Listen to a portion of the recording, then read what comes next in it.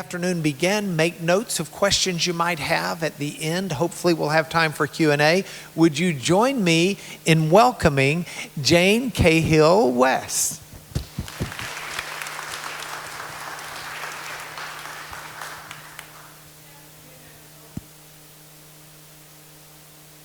There we go. Good afternoon, everyone. Welcome.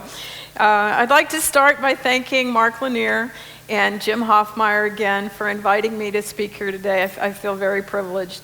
I'd also like to thank the late Yigal Shiloh, who you see pictured here, who hired me to work at his excavations in the city of David, and Mendel Kaplan, who led the group of philanthropists who sponsored those excavations. But for their faith in me, I would not be here today. The city of Jerusalem has been occupied continuously for at least 6,000 years. It has played a prominent role in world history, and it is one of the world's most extensively excavated sites. Nevertheless, the historical record is scant, and the archaeological remains are fragmentary, difficult to excavate, and only partly published. The many unresolved questions about Jerusalem's historical development have generated and continue to generate bitter debates among scholars trying to draw factual conclusions from bodies of evidence that will always be incomplete and subject to change. Therefore, I cannot present a definitive picture of the city even as it existed during only the single period of the United Monarchy. No one can. But I can, however, present the features from which Jerusalem's development must be reconstructed and my interpretation of what those features reflect about the period of the United Monarchy. And for purposes of Jerusalem, that's the time of David and Solomon, who are believed to have ruled from about 1050 to 930 BCE. In archaeological terms, this is the transitional period from the Iron Age I to the Iron Age IIA. However, many features that characterize Jerusalem of this time originated long before in the Middle Bronze Age. Ancient Jerusalem spread across two rocky ridges surrounded by steep valleys. Because the Gihon Spring, the only perennial source of fresh water in the immediate vicinity, lies in a cave located at the foot of the eastern ridge, Jerusalem's earliest settlement was located there. Archaeologists, too numerous to name, have excavated on the eastern ridge, and many claim to have found remains dating to the United Monarchy. Some of the best-known excavations were conducted by R.A.S. McAllister and J.G. Duncan in the 1920s, Kathleen M. Kenyon in the 1960s, Nachman Avigad and Benjamin Mazar following Jerusalem's unification in 1967, Yigal Shiloh from 1979 to 1985, and most recently, Roni Reich and Eli Shukron, Eilat Mazar, and Doron Ben-Ami. Each of these excavations have demonstrated an important point about Jerusalem's site formation process. The archaeological composition conforms to a pattern common in the Central Hill Country, where buildings were constructed of stone rather than mud brick. Ancient builders at these sites commonly dug to bedrock in an effort to secure both firm foundations and building materials. This practice prevented the buildup of superimposed strata characteristic of tells. Consequently, the best preserved structures in Jerusalem, as at other hill country sites, are those last constructed, with earlier remains preserved only when exploited or avoided by later builders. Moreover, public infrastructure such as city walls and water supply systems remained in use for very long periods of time. Infrastructure that originated in the Bronze Age and remained in use through the period of the United Monarchy includes the monumental fortification wall, seen at the middle of this photograph, built above a steep scarp in the bedrock, located about midway between the hill crest and the valley floor. Its earliest phase dates to the Middle Bronze Age II in about the 18th century BC. Buttressing added during the Middle Bronze Age widened the wall, and most importantly for us, covered remains of Middle Bronze Age structures that have been preserved only because the wall and the buttressing occupy the same line as that followed almost 1,000 years later when the fortification wall was rebuilt at the beginning of the Iron Age II. Other features used continuously from the Bronze to the Iron Age include the Gihon Spring, fortifications built around it, and tunnels connected to it. Because the Gihon is a karstic spring whose flow is not only pulsating instead of constant, but also weakens during the dry summers, settlement demanded a reliable system for storing and distributing water. Evidence from Reich and Schucron's excavations demonstrates that the earliest subterranean water supply system was this deep trench hewn in the bedrock, capped by enormous partly dressed stones known as Channel 2 or the Siloam Channel. Until just a few years ago, this channel was dated to the Iron Age too. But Reich and Schucron's excavations revealed that an enormous tower connected to an enclosed passageway was built over Channel 2 no later than the Middle Bronze Age. Since Channel 2 runs under the tower, it undoubtedly predated the tower. Its attribution to the Middle Bronze Age is based both on its stratigraphic position and on the similarity of its capstones to the stones used to build the tower. The tower and passageway are believed to have projected east of the Middle Bronze Age city wall and to have surrounded not only the spring, but a rock-cut pool to which water was diverted from Channel 2. Channel 2 carried spring water south along the slope to a reservoir located somewhere in the Kidron Valley, often identified with the waters of Shiloah that go softly, mentioned in Isaiah 8:6. Channel 2, like the city wall, remained in use until the Iron Age 2, when it was replaced by Tunnel 8, also known as Hezekiah's Tunnel, in the 8th century BC. Various excavations show that during the early Iron Age, this massive, technically complex StepStone structure was built on the slope above and north of the Gihon Spring. The StepStone structure consists of a substructure and a superstructure linked by a rubble core. The substructure is formed by a series of interlocking terraces consisting of rows of rectangular compartments filled with stones covered by soil. The mantle is built of roughly dressed boulders laid in stepped courses rising at a 45-degree angle. Kenyon and Shiloh interpreted the substructural terraces as a freestanding feature dated to the late Bronze Age based on the presence of imported pottery in the soil and stone fills, like this, Cypriot pottery, and on Kenyon's attribution of building remains found beneath the fills to the Middle Bronze Age. Since, however, pottery from the floor of the building that Kenyon found beneath the fills contained this collar-ridden storage jar, and the latest pottery recovered from the fills is universally dated to the phase between the late Bronze Age and the Iron Age, the terrace fills could not have been laid before the first half of the Iron Age 1 or the 12th century BC. Consensus concerning the date of the stepped mantle remains elusive and highly controversial. McAllister and Duncan discovered its uppermost courses and attributed them to the pre-Israelite period. Skeptical of that date, Kenyon dismantled roughly coarse masonry that she thought belonged to the mantle, beneath which she found remains of this Iron Age house with monolithic pillars. She concluded that the mantle post-dated the Iron Age. The house with monolithic pillars is known today as the four-room House of Achiel.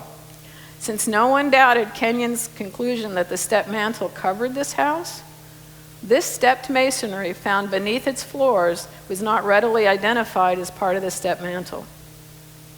Today, however, it is undisputed that the House of Achiel and its northern neighbor, the Burnt Room House, were built on and into the stepped mantle.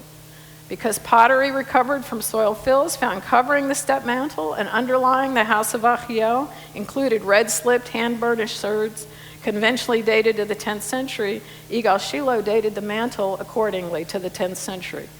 Since, however, that pottery was recovered from soil layers found covering the mantle, it's useful for dating the mantle's final or last use, but not its date of construction.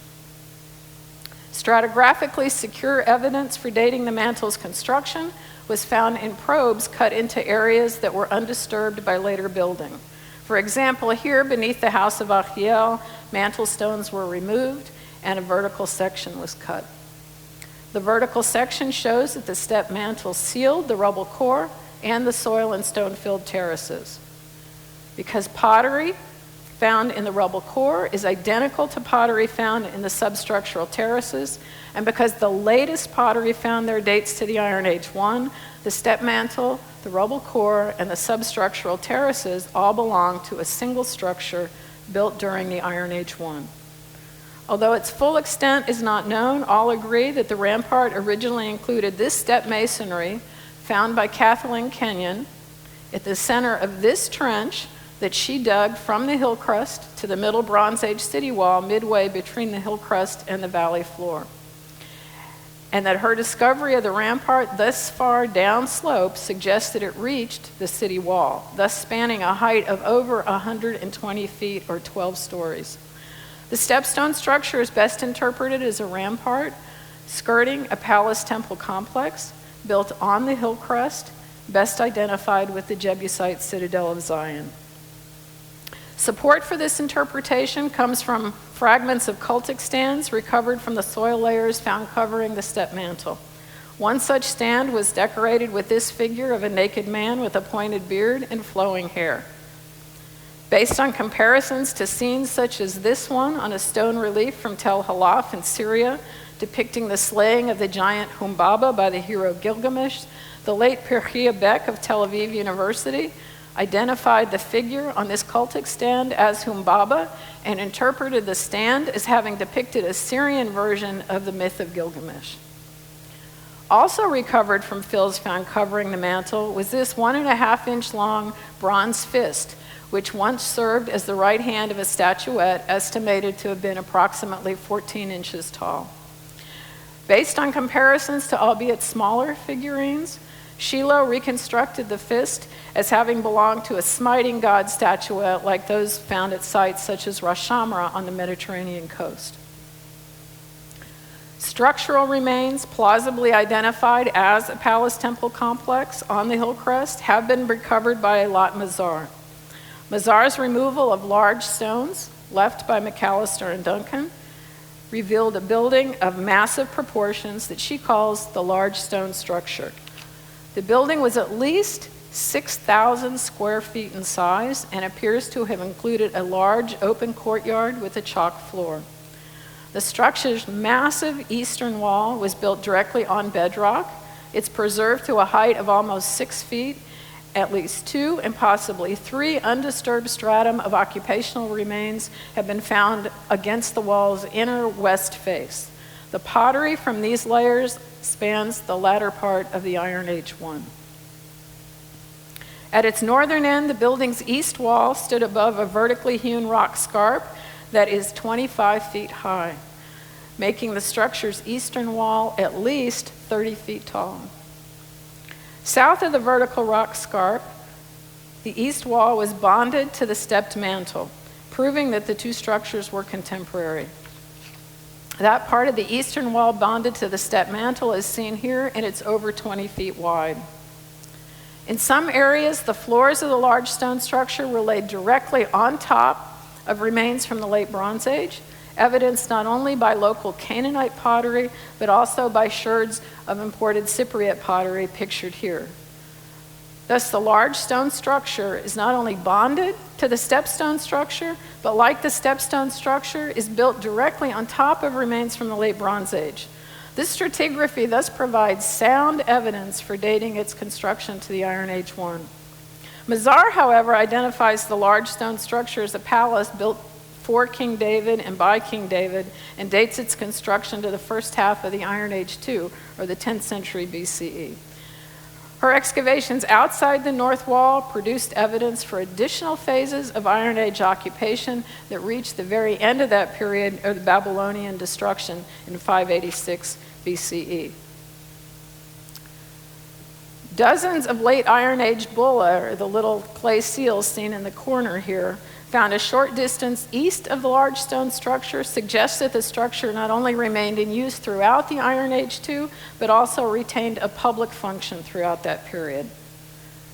The step mantle, however, remained in use only until the beginning of the Iron Age 2, when the house of Achiel and the burnt room house were built over and into it, suggesting that the rampart was purposely dismantled to accommodate their construction.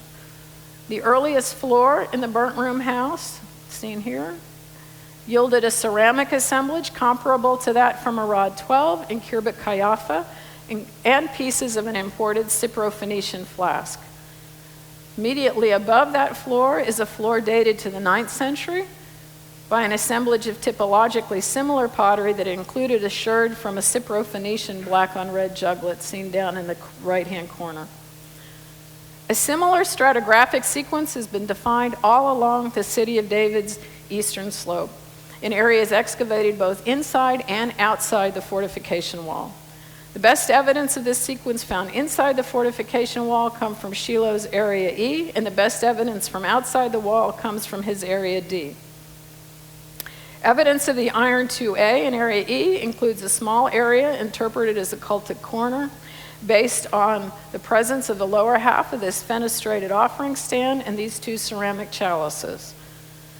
The best evidence of this ceramic sequence, or this stratigraphic sequence found outside the wall comes from Area D1, where on the rock ledge east of a natural cave, Shiloh unearthed a series of 5 superimposed layers of debris 2 meters deep, containing large quantities of animal bones and pottery.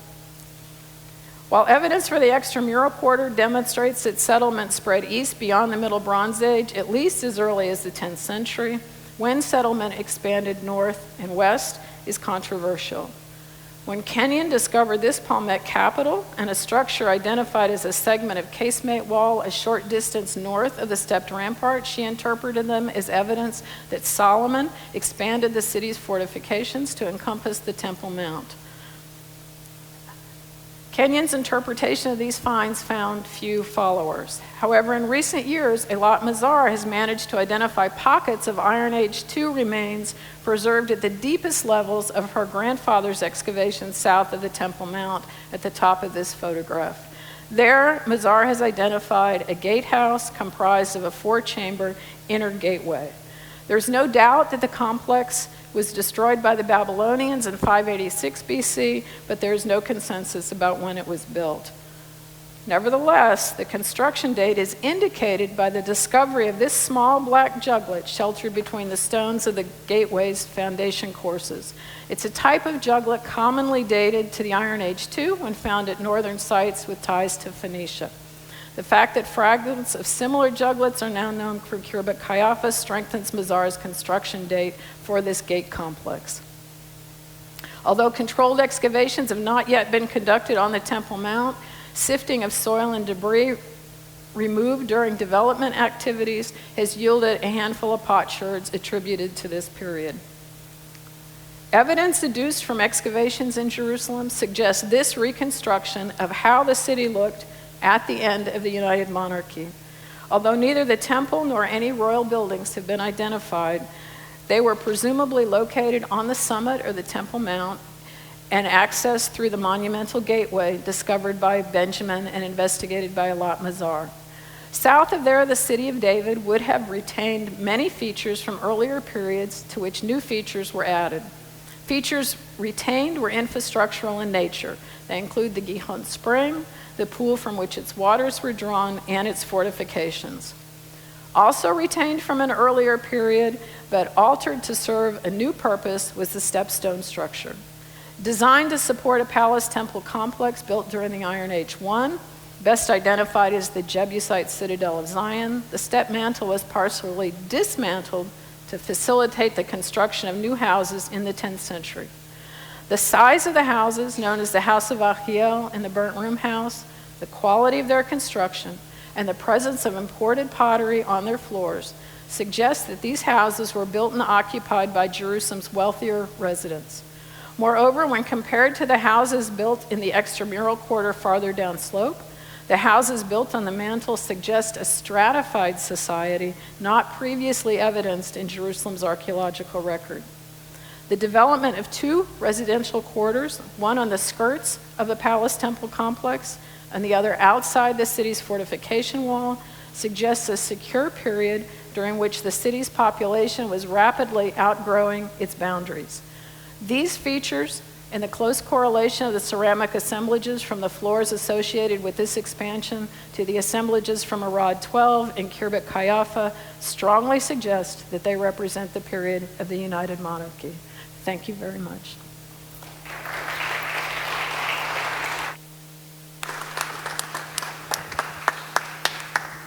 Thank you so much. While Steve Ortiz is getting mic'd up and ready to go, are you mic'd up?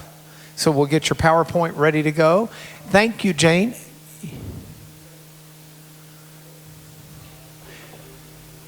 Yeah, for people who are still coming in, they need to, it'll be easier for them to sit if the folks in the center aisle can move over just a little bit. I know that I develop a rash if I'm not on an aisle seat, and if you're like that, we've got some medical care for you. So thank you. So Steve Ortiz is pulling his up. I don't know if everyone is aware of this or not, but I want to make sure that you do know. One of the things that prompted our weekend subject is the fact for the last 20 years or so, at least, there's been a very directed attack on the biblical concept of Israel's origins, and that includes an attack on whether or not David was the king that we read about with the United Monarchy, or whether he was, as Israel Finkelstein said in a National Geographic write-up 8 or 9 years ago, akin to Pancho Villa, with maybe a few bandit friends, but hardly anything that would amount to a king. That view is very prevalent in much of academia, and we've brought together strong academicians to address that topic. So with that, Steve Ortiz. Thank you. Mark. I want to thank Mark for organizing this and bringing us together, and most of all funding it to bring us all from all over the U.S. and out of the country. My purpose this morning is to coalesce the recent archaeological research in the South with the rereading of the biblical text to demonstrate that the northern Shreilah was a key region in the expansion of Judah toward the coastal plain during the Iron Age II period. I will focus on the recent excavations at Khirbet Qeiyafa and Tel Gezer, as well as recent research trends in the transition between the Late Bronze Age and Iron Age I. So now you know my conclusion. I'm going to chase many rabbits, so you remember where I head. Much has been written about state development in the United Monarchy, from placing the text within the historical and geographical context to applying various social scientific models to the accounts. While a majority have accounted for the biblical authors glorifying the United Monarchy and adding a theological overlay, e.g. the concept of kingship, God's anointed, most still place the development of the state in the 10th century BCE. I have to admit that I have participated in this restatement of the biblical text over my past several decades in my publishing. Concurrently with this research, especially during the 1980s, biblical scholars started to question this view, as Mark stated, placing the state as late as the 8th century. In the 1990s, this critical view of the United Monarchy was adopted as there was an Iron Age chronological reevaluation that redated various strata from many sites. This has been commonly referred to as low chronology, popularized by Israel Finkelstein. Biblical scholars then took the results and proposed that David did not even exist. Now, this view was short-lived with the discovery of the Beit David inscription. Archaeologists continue to debate the Iron Age chronology, as it forced scholars to reevaluate state formation, particularly in Judah. The Iron Age debate has shifted as several scholars propose placing the state of Judah in the 9th century or even later. Other scholars have countered these proposals and continue to argue for the conventional chronology, albeit noting that the biblical account of the United Monarchy could be exaggerated. Naturally, focus shifted to processual models to explain the growth of settlements between Iron Age I and Iron Age II. Today, various models either propose that the growth is from the Philistine expansion eastward, or, as I hold to, the Judean expansion westward. I'll talk about some recent trends. These recent theories have gained prominence as several research projects in the Shrela have now added data to the recent debate. Main trends are focusing on the Albi Iron Age 1 transition, nature of the Philistine polity, the Canaanite enclave theory, an explosion of excavations in the foothills of Judah. These trends in research have provided new historical reconstructions between the archaeological record and the biblical text. The Albi transition, the Albi age in the southern Levant corresponds to the period of the New Kingdom in Egypt and its control and dominance in the region. The discovery of the Amarna tablets and subsequent research has shown that the southern Levant had several rulers of city-states, each vying for territorial control with each other, yet while still under the hegemony of the Egyptian crown. Several studies on the Amarna tablets have noted that the Shrela region played a critical role in Egyptian influence and interest. Other studies have addressed the social and political nature of late Bronze Age Canaan. Finkelstein and Jasmine each use a Thesan polygon model of site distribution and hierarchy to determine the nature of regional geopolitics. Finkelstein proposes that Gezer dominated an area up to 36 hectares. It quoted, and I quote, "the entire width of the coastal plain from the hills to the sea." Jasmine notes that this territory is too large and disagrees with Finkelstein that Gezer controlled the coastal sites. This view is also supported by Godot, who proposes that the Yarkon and Arlan basin was annexed by Egypt during the 18th dynasty. It then became royal or temple land until rebellion breaks out after Ramses II, and sites in this area are destroyed. He proposes that perhaps Gezer led this rebellion, which is why Merneptah claims to have destroyed Gezer and claims himself to be the subduer of Gezer. The nature of the Egyptian relationship in Rome Palestine is still debated, specifically whether it was a colonial or imperial model. Nevertheless, all scholars agree that the Shrela was an integral focus of Egyptian activity, whether we call it direct rule or as Canaanite loyal to Egypt. Each city-state dominated a territory with several settlements.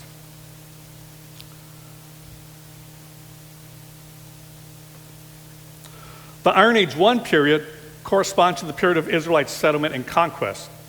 Naturally, research was dominated by questions addressing the nature of the relationship between the Philistines and the Israelites.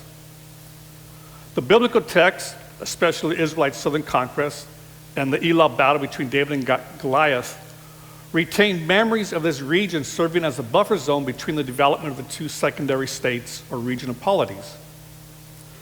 Archaeological investigations at Gath have shown that the Philistines occupied the southern coastal plain with large urban centers, and Gath was perhaps one of the largest. During the Iron Age 1 period, the Shrela was settled by small rural groups that occupied a few sites: Tel Batash, Bet Shemesh, Yarmouth, Tel Zafit, Tel Eton, and Tel Beit Mersin. The Iron Age 1, it experienced an extreme settlement abandonment when we compare it to the earlier phase of the Late Bronze Age. This has led to a current proposal, the Canaanite enclave theory. The Canaanite enclave theory postulates that there was a concentration of Canaanites who occupy the Tra Valley and the Shrela. Bunimowitz and Letterman, and I see Daryl Manor right here, who's one of the key staff members and contributing to this theory. Contribution still stands. Proponents of this theory, not including Daryl Manor, note that there is a pattern of sites that do not exhibit the cultural markers of either the Philistines on the coast nor the Israelites in the hill country. Therefore, we should speak of the Shrela as a middle ground where changes in settlement pattern and layout in the early Iron Age indicate social fragmentation. Interesting, in the conquest accounts, there are no battles in the northern district of the Shrela, perhaps an early memory of the Canaanite enclave in this region. Research in the Shrela. The Shrela is one of the most investigated regions in the southern Levant. Several scholars have looked at the settlement data in the Shrela as part of the longue durée in this region.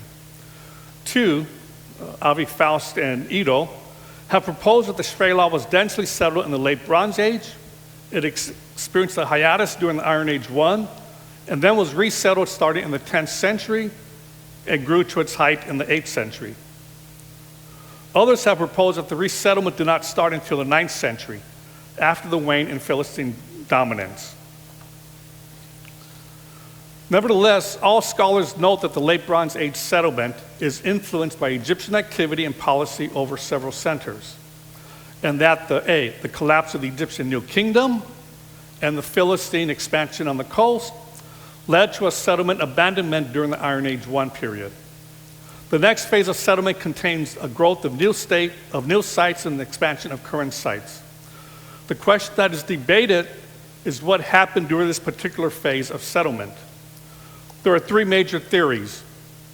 Either it was Judah, it was localized Canaanite chiefdoms and or polities, or to the westward expansion, to move the westward expansion not to the 10th century but to the 9th century.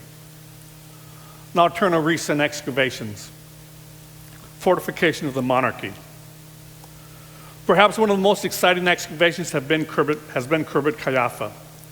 These excavations have revealed a previously unknown Iron Age fortified city dated to the 11th, 10th century BCE. The excavators have proposed that Qeiyafa is a fortified city built under the auspices of a centralized authority in Judah. Most would concur with this conclusion, although there have been some who have proposed that the centralized authority is farther north, i.e. King Saul in the Gibeon region, while others have proposed that the site belongs to the Philistines and represents this eastward expansion of the territory into the hills. I will save this discussion and complete analysis of the territory this for our guest of honor, Yosef Garfinkel, who will cover this in tomorrow night's presentation. Now I'll turn to a more important site. No, I'm kidding. I've been co-directing Gezer for the past 10 years, and we just finished our last season about a year ago. The Tandy Institute for Archaeology, as I said, has just concluded 10 seasons. It's under the direction of myself and my partner in crime, Dr. Sam Wolf. The current excavations are located on the southern part of the Tel within the saddle between the western and eastern hills. The excavations are designed to unite the Iron Age architectural elements and cultural horizons of the HUC excavations with our renewed excavations. To date, the Tandy excavations has 13 major strata. Major results to date include verification and extension of the MB Glass C on the eastern slope of the western hill, a late Bronze Age patrician house, an Iron Age I city wall and complex of several structures, an Iron Age II monumental administrative city with a palace and a 6-chambered gate. On top of this is a 9th century domestic quarter. The mist shifts and we have a brand new 8th century administrative city with 3 large administrative and industrial buildings. And then on top of all this, we have a Hellenistic phase. We have an active carbon-14 study, and most of our dates confirm our conclusions. Just quickly to summarize, here you can see the excavations of this late Bronze Age palace. It's a typical LB building. And with this, we found several cylinder seals, finds, scarabs. Most of the accumulation of artifacts dates it to the end of the New Kingdom period. And naturally, the person left his calling card, where Nephtha talks about a campaign where he conquered Gezer. In fact, when he wants to brag back home, he calls himself the subduer of Gezer. And we think we have enough evidence with the carbon-14, the pottery, the glyptic art to assign the destruction to Merneptah. This building is destroyed, and immediately we have a new city plan with a couple of phases. Most of this pottery dates to the Iron Age I, and the last phase is contemporary with Khirbet Qeiyafa, the mid-10th century. 2 major buildings, Here you have one with several rooms, typical lamp and bowl deposits. There's my son there. I had to put him in there. Just started A&M. Thank you. I was waiting for that. I'm learning this new coat that I'm now a part of. And within this building, we have the typical Philistine bichrome pottery. This next transition, this building goes out of use. We don't have evidence of destruction. And I'll come back to this verse toward the end of my presentation. We have a new building built on top of this. This building was violently destroyed. And we're currently calling it a cultic building based on the finds. The zoomorphic vessels, the phallic symbols, etc. And one of the unique features of this building are these stoppers, clay stoppers. It's not unique. These are found in all over Israel, major sites. It's the typical clay, wet clay that you put to seal a store jar. Well, my colleague was reading an article, and we didn't know this, but some of these clay stoppers have glyptic art or impressions or stamps on them. And so we pulled them out of storage. And again, they're so ubiquitous that we didn't analyze them. We just stored them in our lab. He pulled them out, and sure enough, we found on one of our store jars part of this glyptic image. And this type of glyptics are common for Siamun. Now, before this, we know in the biblical text that Gezer was given to Solomon from the Egyptian pharaoh. And most biblical scholars and historians, based on dead reckoning, have associated this with Siamun. And so we think that this is a good connection, that perhaps we have this one glyptic that's helping to date the destruction of the site to Siamun. And what's important is after this Iron Age 1 city is destroyed, we have a brand new city plan built on top with casemate walls, 6-chambered gate, stuff you're going to see at Kayafa in tomorrow's lecture. And next to the gate, we have this large palace. In the news, we call it the Solomon's Palace. And most of the dating dates to the end of the 10th century. These administrative palaces, complexes are common throughout the Iron Age, and this is just one of them, showing that we have a new state, we have a new administrative authority in this location. This city is also destroyed violently, and we think it's another Egyptian, because they left their calling card. And this is probably, we have the text of Rehoboam in his 5th year, Shishak coming and destroying Jerusalem. Well, to get to Jerusalem, you have to go through Gezer. And so we think that this was one of the cities he would have had to have come through. This city is destroyed, and on top of it, the administrative quarter changes. We have a domestic quarter with small domestic houses. The pottery is typical of the 9th century. And then we have a brand new city after this is destroyed, where we go back to an administrative city. And now the pottery, it looks very Judean with imports. And so just as a quick summary, we can see at Gezer that we have this shift because it sits on the border. Sometimes it's a Canaanite city, sometimes it has Philistine influence, sometimes it becomes Judean. It goes back to a local patronage, and then it comes back Judean in the 8th century. And we have the ceramic evidence that's matching up to this. Now, just adding the biblical text to this, reading between the lines, the question is, can these recent developments in the archaeology of the Shrei Law be coalesced with the information about the United Monarchy? I will highlight just 3 examples, and I'll do this quickly because I saw Charles give me the high sign. Naturally, the first is a familiar account of David and Goliath. This battle between the Israelites and Philistines occurred at the cultural border between the Judean foothills and the Philistine coastal plain in the valley of Elah between Israel and the hill country and Philistia down on the coast. This event is during the infancy of the kingship of Saul. The capital of this new polity was north of Jerusalem at Ramah on the central Benjamin Plateau. Saul and his army were far away from their center at Ramah. In 2 Samuel, we have a shift from Saul to David. There was an account of the battle of Baal-perazim between David and the Philistines.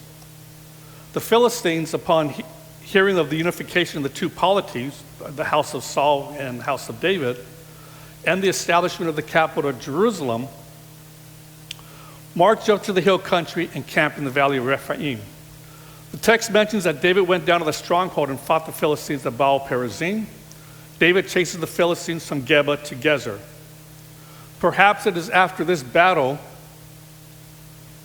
that the fortified city of Kaiaphah is established, near the earlier battle of David and Goliath. The next chapter, we have Solomon's reign, who was more focused on diplomatic relations versus the battles like his father. An infamous account notes that Solomon fortified Hatzor, Megiddo, and Gezer, possibly as a fortified city or a guard up to Jerusalem. And I mentioned the added description that Gezer was given to as a dowry. Just in a quick summary, we can see that Saul avoids the northern Shephelah, this Canaanite enclave, and first encounters the Philistines in the Elah Valley. The next stage of the hill country polity is under David. The first stage is to move his capital from Hebron to the center of the tribes in a city that did not belong to any tribe, and naturally this was Jerusalem. Once this polity, perhaps a baby state, or to use a more anthropological term, emergent state, primitive state, or secondary state. Once this little state is under David's control at Jerusalem, the Philistines come up and attack at Baal-perazim in the valley of Rephaim. David repels the Philistines out of the hill country. This young state pushes the border to Kirbat Kaiaphah, a previously unknown fortress and administrative center of Judah. And we also have the excavations at Bet Shemesh that show in the 10th century the city changed from a Canaanite city to an Israelite city. Now the border of this new kingdom has two new posts situated in the foothills. By the time we get to the second generation of this growing state, we have a political alliance between the 20th dynasty and Solomon with the capture of Gezer.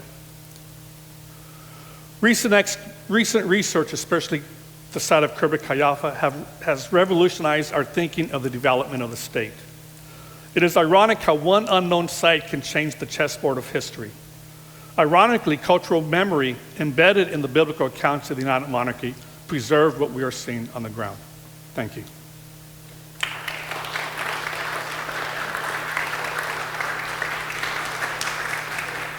I think each of these folks could do with like an hour apiece.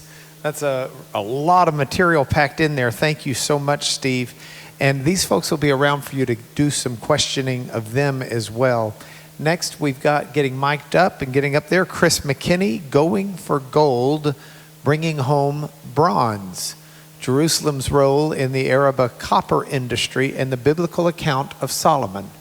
If anybody did not get one of the sheets that kind of lays this out, Charles has got them and he'll pass them on while Chris gets his PowerPoint up and ready to go. And fasten your seatbelts, gang. After this, we'll have a break.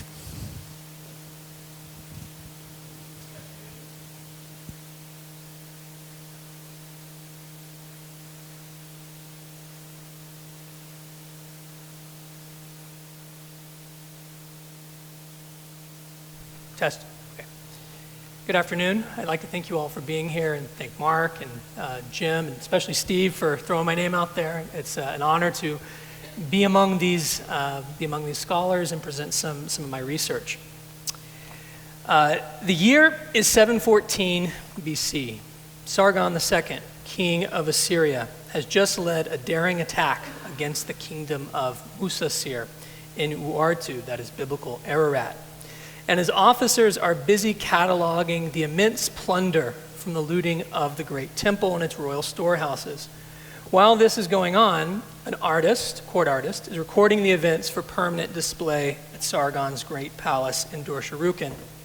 In the 1840s and the 1850s, Paul Emil Boda discovered this bas-relief that you see, and many others in Sargon's short-lived capital in Dur-Sharrukin. Unfortunately, this relief would not survive for long, as it and a number of other accompanying priceless artifacts were being transported to Europe when a Bedouin raid caused the ship to sink to the bottom of the Tigris River in 1853. Nevertheless, Flandin's drawings of Boda's discoveries did survive, which allow scholars to examine the content of these reliefs, despite many of them being lost. Accordingly, some scholars began to point to the similarities between this very famous relief, along with its accompanying text, to the golden shields of Solomon, which were hung, as the Bible says, in the house of the cedars of Lebanon, which is one of the 5 main parts of Solomon's palace, as described in 1 Kings 6 and 7. This building, which was located, at least we think, beneath the Herodian Temple Mount, was presumably the storehouse and armory of Jerusalem, and is therefore a suitable piece of evidence for us to briefly examine in order to understand the Bible's portrayal of Solomon's grand wealth. The sources of Solomon's golden wealth, as described in the Bible, are immense, but they can be boiled down to 3 main categories: a shipment of talents of gold from Ophir in a naval expedition, along with Hiram, king of Tyre, from Eilat, a gift of 120 talents of gold from the Queen of Sheba, and accumulated wealth from trade, merchants, and vassals, termed the kings of the West, culminating in the number 666 talents of gold in 1 year. Just as an aside to this, we do not know where Ophir was exactly located. Some suggest India, Somalia, and everywhere in between, but we do have some archaeological evidence for this in Israel, at Tel Gezer, as noted by this ostraca, which mentions Ophir and gold from Tel Gezer. Now, going back to the house of the forest of Lebanon, one can clearly understand many aspects of the building plan of the structure as portrayed here on this reconstruction. When compared to the temple of Musasir in the Sargon relief, which in my opinion may actually have been the armory of the city, the parallels with the house of the forest of Lebanon are particularly striking, as similar architectural features, such as 3-tiered windows or perhaps shelves, along with rectangular frames and 4 rows of pillars, match closely with the biblical description. In any event, as pointed out by Millard, the different sized golden shields on the Temple of Musasir are a clear parallel with the Solomonic golden shields that adorn the house of the forest of Lebanon in Jerusalem. These golden shields were not meant to be used for battle, but instead were a decorative prestige item that publicized the strength of Yahweh and his Davidic heir, in the same way that the shields publicized the strength of Musasir's chief god Chaldea and his king Urtsana on the Sargon relief. In this regard, Sargon's attack on Musasir represents a historical parallel with that of Shishak against Rehoboam, which would be Solomon's heir. This brings us to an important point in the way that the biblical authors and other ancient Near Eastern texts deal with prestige items that were accumulated and or looted by their heroic monarchs. Simply put, gold is at the top of the hierarchy of precious metals, whereas copper or bronze was considered to be a lesser item.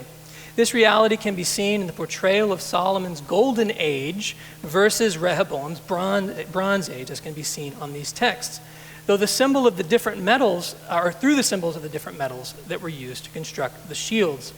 My goal in this paper is not to argue for the historicity or the plausibility of the accumulation of Solomon's gold as described in Kings. Instead, I would like to illustrate the ever-growing evidence for 10th century BC copper production and trade in the southern Levant. But before we do that, I would like to compare some of Sargon's plundered items from this text in relief from Musasir to the account of Solomon's building projects in Jerusalem. First of all, ignore the poor idol or noble that is being dismembered by the Neo-Assyrian soldiers over here on the bottom left. They're well known for their brutality. In this description, we read that a very large quantity of 3,600 talents of rough copper were brought in this looting. This is fairly paltry when compared to other numbers or I should say gold and silver are fairly less when compared to this high number of copper. And it also parallels closely with the description of Solomon's wealth, which is counted down to the talent in the case of gold, whereas the weight of the bronze was not ascertained due to its great quantity. So even though Solomon's era was golden in the biblical portrayal, it also appears that there was a very high quantity of copper flowing to Jerusalem. But copper was not considered to be the predominant symbol of prestige or power. Instead, as we have seen with Rehoboam, it is often used to represent Yahweh's disfavor and the failure of a given monarch over against the accumulation of gold. Consider the following statistics. Gold is mentioned more than twice as many times as bronze or copper, despite the fact that bronze was a much more prevalent metal in all society. By the way, bronze and copper are not always differentiated in the text. Of all the references to gold in the book of Kings, almost 60% of them occur in relation to Solomon's reign.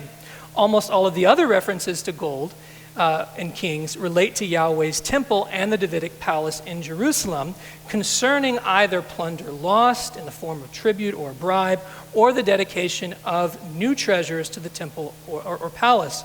It is a very different statistical picture when we come to silver, likely due to its use as a type of currency or proto-currency in ancient Israel. In the case of copper or bronze, despite it being mentioned far fewer times than gold, a similar statistical picture occurs in Kings. Almost half of the references are related to Solomon, while 95% of all references to bronze or copper are related to the temple or palace. On the other hand, it is interesting to observe the way these occurrences of gold and bronze appear in Kings. In my view, gold and bronze represent an important literary device for the writer of Kings. Besides from what we have seen with Solomon and Rehoboam, virtually every Judahite monarch has some detail in their royal biography that is connected with the pursuit of gold via Ophir, or the dedication of golden objects to Yahweh's temple, or the loss of golden objects through Jerusalem being plundered. In connection with bronze, it is largely absent throughout the book and is used as bookends to the Solomonic era, in which he constructed 2 bronze pillars, Yachin and Boaz, in front of the temple, only to have these 2 plundered along with the rest of Jerusalem's treasures during the destruction of Jerusalem by Nebuchadnezzar. In this vein, bronze functions as the last vestige of the Solomonic era. Gold came and went, depending on the faithfulness and prowess of Judah's monarchs, but Solomon's bronze foundations lasted until even those were removed. In short, we can observe the writer of Kings uses gold as a major literary theme throughout the book. This does not mean that these references are not historical, but simply that they were prioritized over other economic realities in order to portray wealth and prestige, something present really in all ancient Near Eastern cultures. However, if we are to better understand the economy of the 10th century BCE, in which Solomon is described as to having dominion over all the kings of the West, we must turn to copper, which even in the Iron Age was most likely, seems to be, the most important metal for everyday life. In this section, we will focus our attention on the archaeology and historical geography of the Arava, the region just south of the Dead Sea, during the Iron IIA. That would be the 10th and the 9th centuries BC. Throughout this section, we will be tracking our discussion geographically in the map that you see on the far right, marked with a gold star depending on where we are.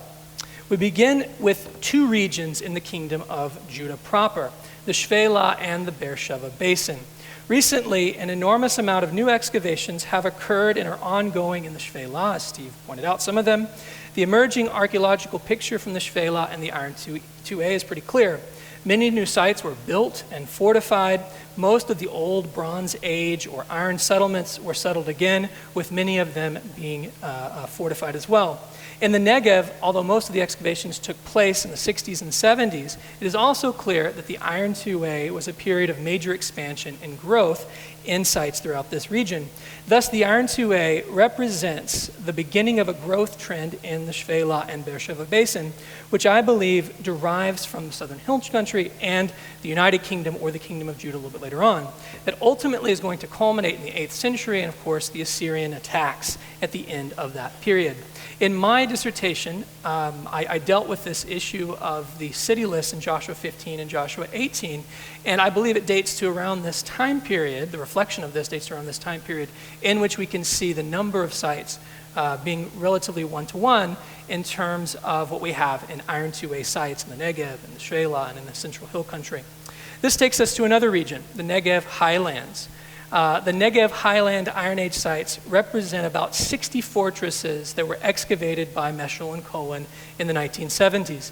These fortresses are situated between the Beersheba Basin and Maktesh Ramon, or more or less within the southernmost parts of the allotment of Judah and Canaan as described in the Bible. These sites seem to all date to the same time period, which is variously dated to the late 11th and 10th centuries BC, although it's important that some radiometric dates seem to place some activity there continuing into the 9th century. The purpose of these fortresses continues to be debated, but most consider them to be connected with the Arava copper production and trade that connected the Arava with the coastal routes. It also seems likely that these sites were targeted by Shishak in his campaign to the region as a result of the many sites that are mentioned in his relief. This brings us to a very well-known text, 1 Kings 9, 17 through 18, which Steve at least read the first part of. Following the famous description of the buildings of Megiddo, Hatzor, and Gezer and Beit-Horon, we read that Solomon built Baalat and Tamar. Gezer and Beit-Horon, as we have seen, obviously represent a route connecting the Ayalon Valley and the coastal plain with Jerusalem. But Kohavi, the initial excavator of a site called Tel Malchata, argued for a similar reconstruction with Baalat and Tamar, with Tamar being typically identified with Hatzevah. Kohavi identified Baalat with the site of Tel Malchata and suggested that 1 Kings 9:18 represented a similar line of fortification connecting the Beersheba Basin with the northern Arava, probably around what's called the Ascent of Scorpions, which is a very fun name for a road. The excavators of Tel Malchata recently produced the final report of this site, which indicated that Malchata was one of the largest sites in the Beersheba Basin and had Iron 2A remains that ended in a fiery destruction. Now, these remains were dated to the late Iron 2A, that would be the 9th century, with a corresponding destruction that could theoretically be associated with Aramean activity. On the other hand, given the fact that many of the forms in the 9th century also occur in the 10th century, and this layer was not reached in a very wide area, it seems very possible or even plausible to me that the site was built in the 10th century and could in fact be, as Kohavi argued, the Baalat mentioned in 1 Kings 9:18. Here's just a look at the stratigraphy of the site. On the other hand, if we take a look at the identification of Tamar, we have a very widely agreed upon identification, due in large part to the occurrence of the name on two classical maps. The Pudinger map, which you see here, presumably representing 2nd century AD realities, and the Medeba map, which you have here, graphically illustrating the Holy Land in the 6th century AD. In both maps, Tamar is shown just to the south of the Dead Sea, which accords well with Hatzevah. The archaeology of Hatzevah is problematic, as the site was excavated by the IAA, by Cohen and Israel, but was never fully excavated, or I should say never fully published. Renewed excavations at the site, now led by Tali Erickson-Guinea, will hopefully shed more light on the very important stratigraphy of this Iron Age fortress. According to Erickson-Guinea, who very nicely shared some of her current views of the site with me, Hatzevah had an 11th century pre-fortress settlement that included industrial evidence connected with copper activity. The first fortress, Stratum 8, is a small fortress that the excavators, and as well as Erickson-Guinea, dated to the 10th century BC. Following this phase in the 9th century and continuing into the 8th century, a massive 100 meter by 100 meter square casemate fortress was constructed, including a very well built 4-chambered gate. Significantly, the 10th through the 8th century BCE remains at Hatzevah closely match the realities as described in the biblical text with regards to the Edomite relations with Jerusalem's monarchs, which have a very complex and very, really, quite frankly, detailed amount of information regarding this period. Now, time does not allow for us to go into all of these details, but we can summarize it as follows. Edom was a vassal to David and Solomon throughout much of the 10th century. Solomon exploited that, it appears, according to the Bible, by taking over the Negev and Arava trade routes. Shishak's campaign, probably around the year 925, seems to have been directed at either destroying or taking over the copper industry. After a gap of about a half century, the Edomites became a vassal of Judah in the 9th century in the reign of Jehoshaphat. But after several back and forth between the Judahite monarchs and Edomites, it seems that the Edomites became independent, only to become taken over once more by Uzziah in the mid-8th century, for finally wrenching away their freedom in around the year 733. That's the picture we get from the Bible. Now, the biblical background is important because it allows us to compare that to what we now see in the copper industry that has been discovered at places like Fainan and Timna. Now, when we turn to these, the Fainan region of Jordan is directly across the Arava and in Hatzeva, about 22 kilometers away. And the presence of copper there has been known for millennia. In the early 2000s, Levi and Nahar carried out wide-scale excavations in the region and focused much of their attention on Khirbet et Nahas. At Nahas, they uncovered a well-built 10th century square fortress with a 4-chambered gate. This fortress was obviously intended to protect the copper mining and smelting operations that took place in its vicinity. Significantly, the gate of the fortress was later closed in the 9th century, which perhaps shows the relationships between Judah and Edom, which were varied, as we've seen, at that time. In the case of Timna, Ben Yosef's excavations beginning there in 2012 and continuing have totally revolutionized our understanding of the copper industry in the southern Arava. Rothenberg had previously dated all the copper activity in this region to the 13th and the 12th centuries.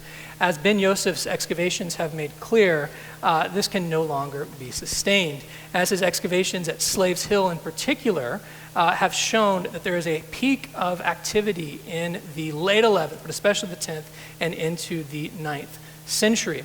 Now, there is no smoking gun to indicate who is in charge of this type of copper production. Certainly they are Edomites that are here, but archaeobotanical remains, as well as some pottery, do show tangible connections with the coastal plain and the Shvela. The relationship of Edom and Jerusalem, as described in Samuel and Kings, as well as Shishak's campaign to the Negev, indicate, in my opinion, a political struggle for the control of copper sources and trade during the 10th and the 9th century.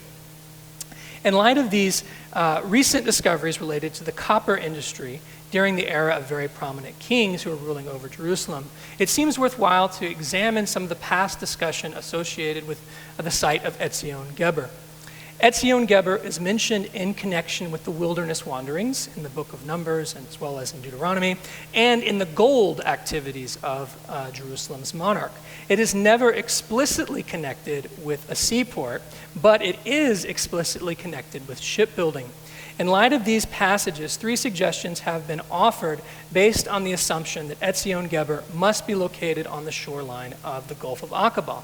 Excavating in the 1930s and the 1940s, Nelson Glick suggested that Ezion-geber and Eilat were identical, and based on his excavations at Tel Khalife, identified them at that site.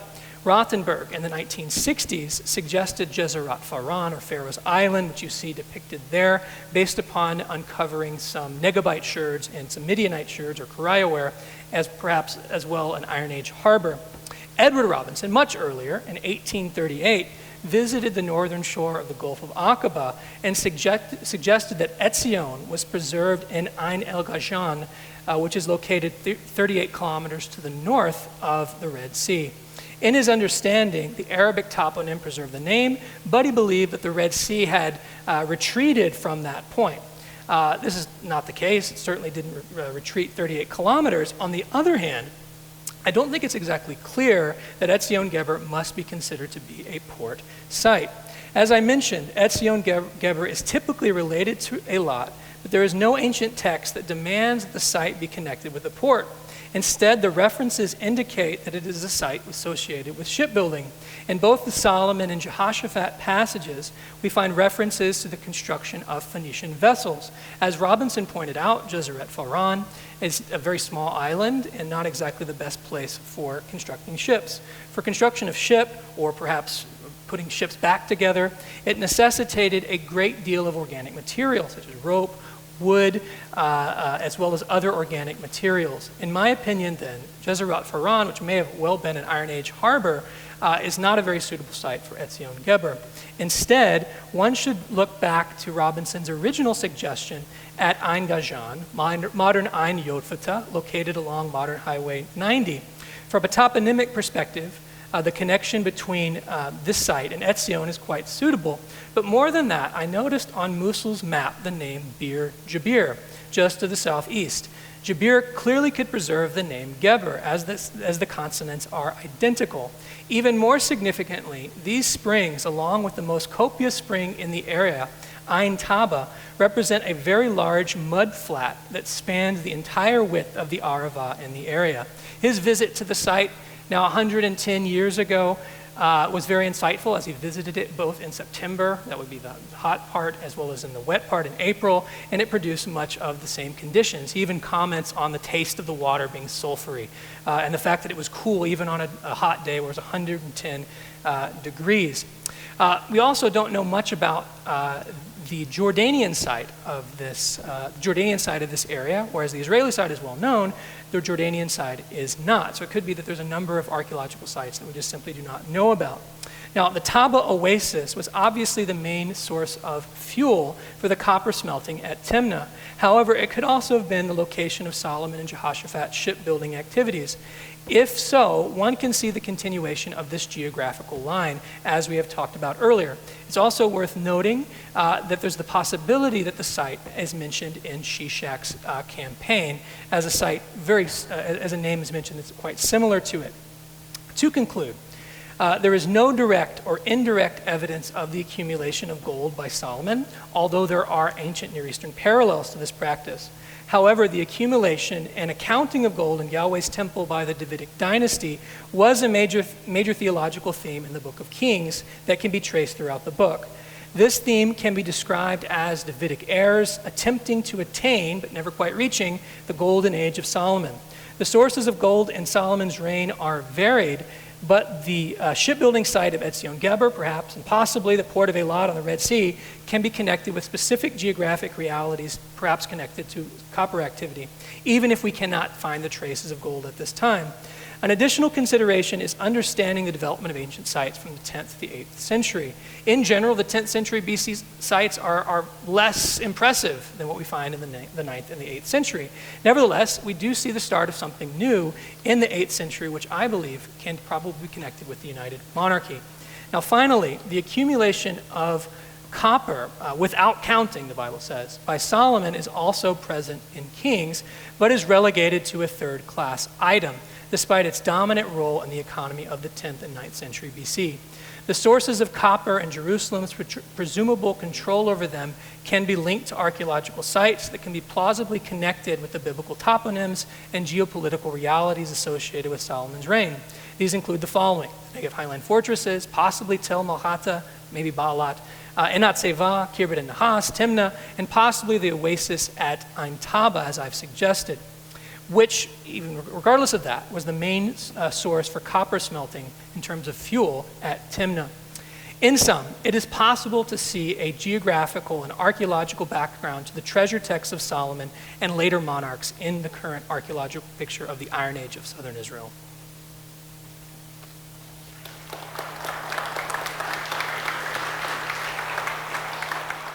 We have amongst us, all of these speakers are in a very difficult position, and I'll tell you why. We've got some amazing scholars amongst us that do this for a living in different ways, in different phases, in different touches. And then we've got a lot of people that are just interested students in general. And so as a result, the speakers are in a very difficult position of trying to say things to the scholars and also trying to say things to folks who are not scholastically engulfed in this field of study. And it's a real challenge. And so a lot of this, you sort of feel like you're drinking water from a fire hydrant. It's just gushing out, and you're trying to figure out and trying to keep up. It would be easier if each of the scholars had an hour and a half, but they don't, or we would not get through today, and in time for Steve Ortiz to eat again. which he's made it very abundantly clear he's good for about an hour. So sit down, fasten your seatbelt.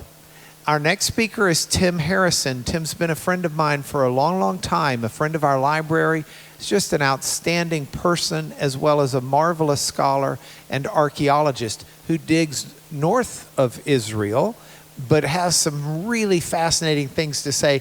I've been dying to hear this, so fasten your seatbelt and join me in welcoming our Canadian speaker, Tim Harrison.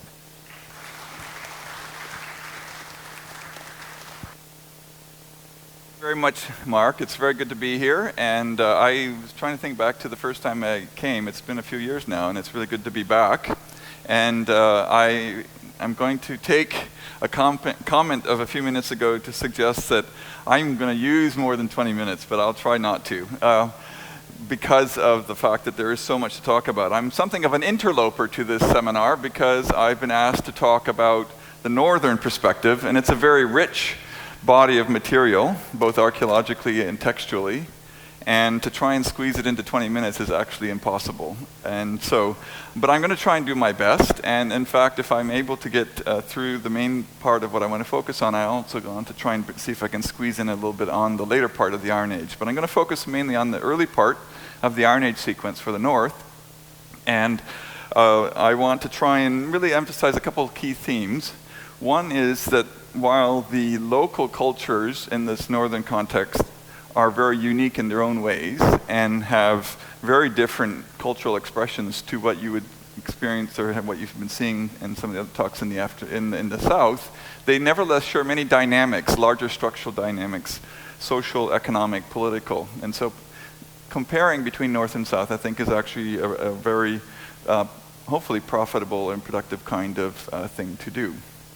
So because it is impossible to try and describe the whole, even summarize the whole picture, I'm going to focus really on two sites, but I also want to try and give a few slides, maps that give you a sense of the kind of before and after. So here is a slide that shows you a map of the projected extent of the Hittite Empire, more or less towards the latter days of the Bronze Age, at the end of the Bronze Age, when it had more or less reached its greatest extent. We have roughly around 1200, early 12th century, we have the Sea Peoples events that I think most of you have some familiarity to, and this has impacted certainly the understanding of what was happening in the south, but there's also an awful lot to say about what was happening in the north. We know about the Sea Peoples scenes on the mortuary temple of Ramses III in Medinet Habu. When we get down into the 11th century, early 11th century, we have something of an after what has happened in this settlement process and in this transformation from the Bronze Age to the Iron Age, the collapse of the Bronze Age states that I just alluded to, like the Hittites, with this, I think, a very interesting story, the Tale of Wenamun, that describes kind of a social and political landscape of the Eastern Mediterranean in this early 11th century. That's very, very different from what had been in place back a century before. So focusing on the northern context, our basic hypotheses that we've been working from is that in the aftermath of the collapse of the Hittite Empire, and there's a lot of discussion about what caused that collapse that ranged from environmental through to political and conflicts and migrations and so forth. In that aftermath, what we're starting to see through our research and focus on the archaeology and also a growing body of epigraphic and textual evidence is the emergence of a series of tiny kingdoms. I call them kinglets or diminutive states. We don't really quite know how to describe them, but in many ways they parallel structurally the kinds of kingdoms that we know about much more thoroughly in the south, like Israel and the Transjordanian kingdoms, the Phoenicians, and so forth.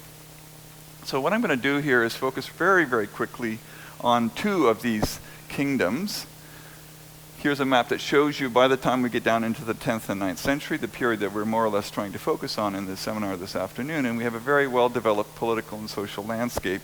Lots of little kingdoms. They're fighting constantly with each other. It's a very volatile political landscape, but it's also one that generates spectacular sculptural and artistic expression.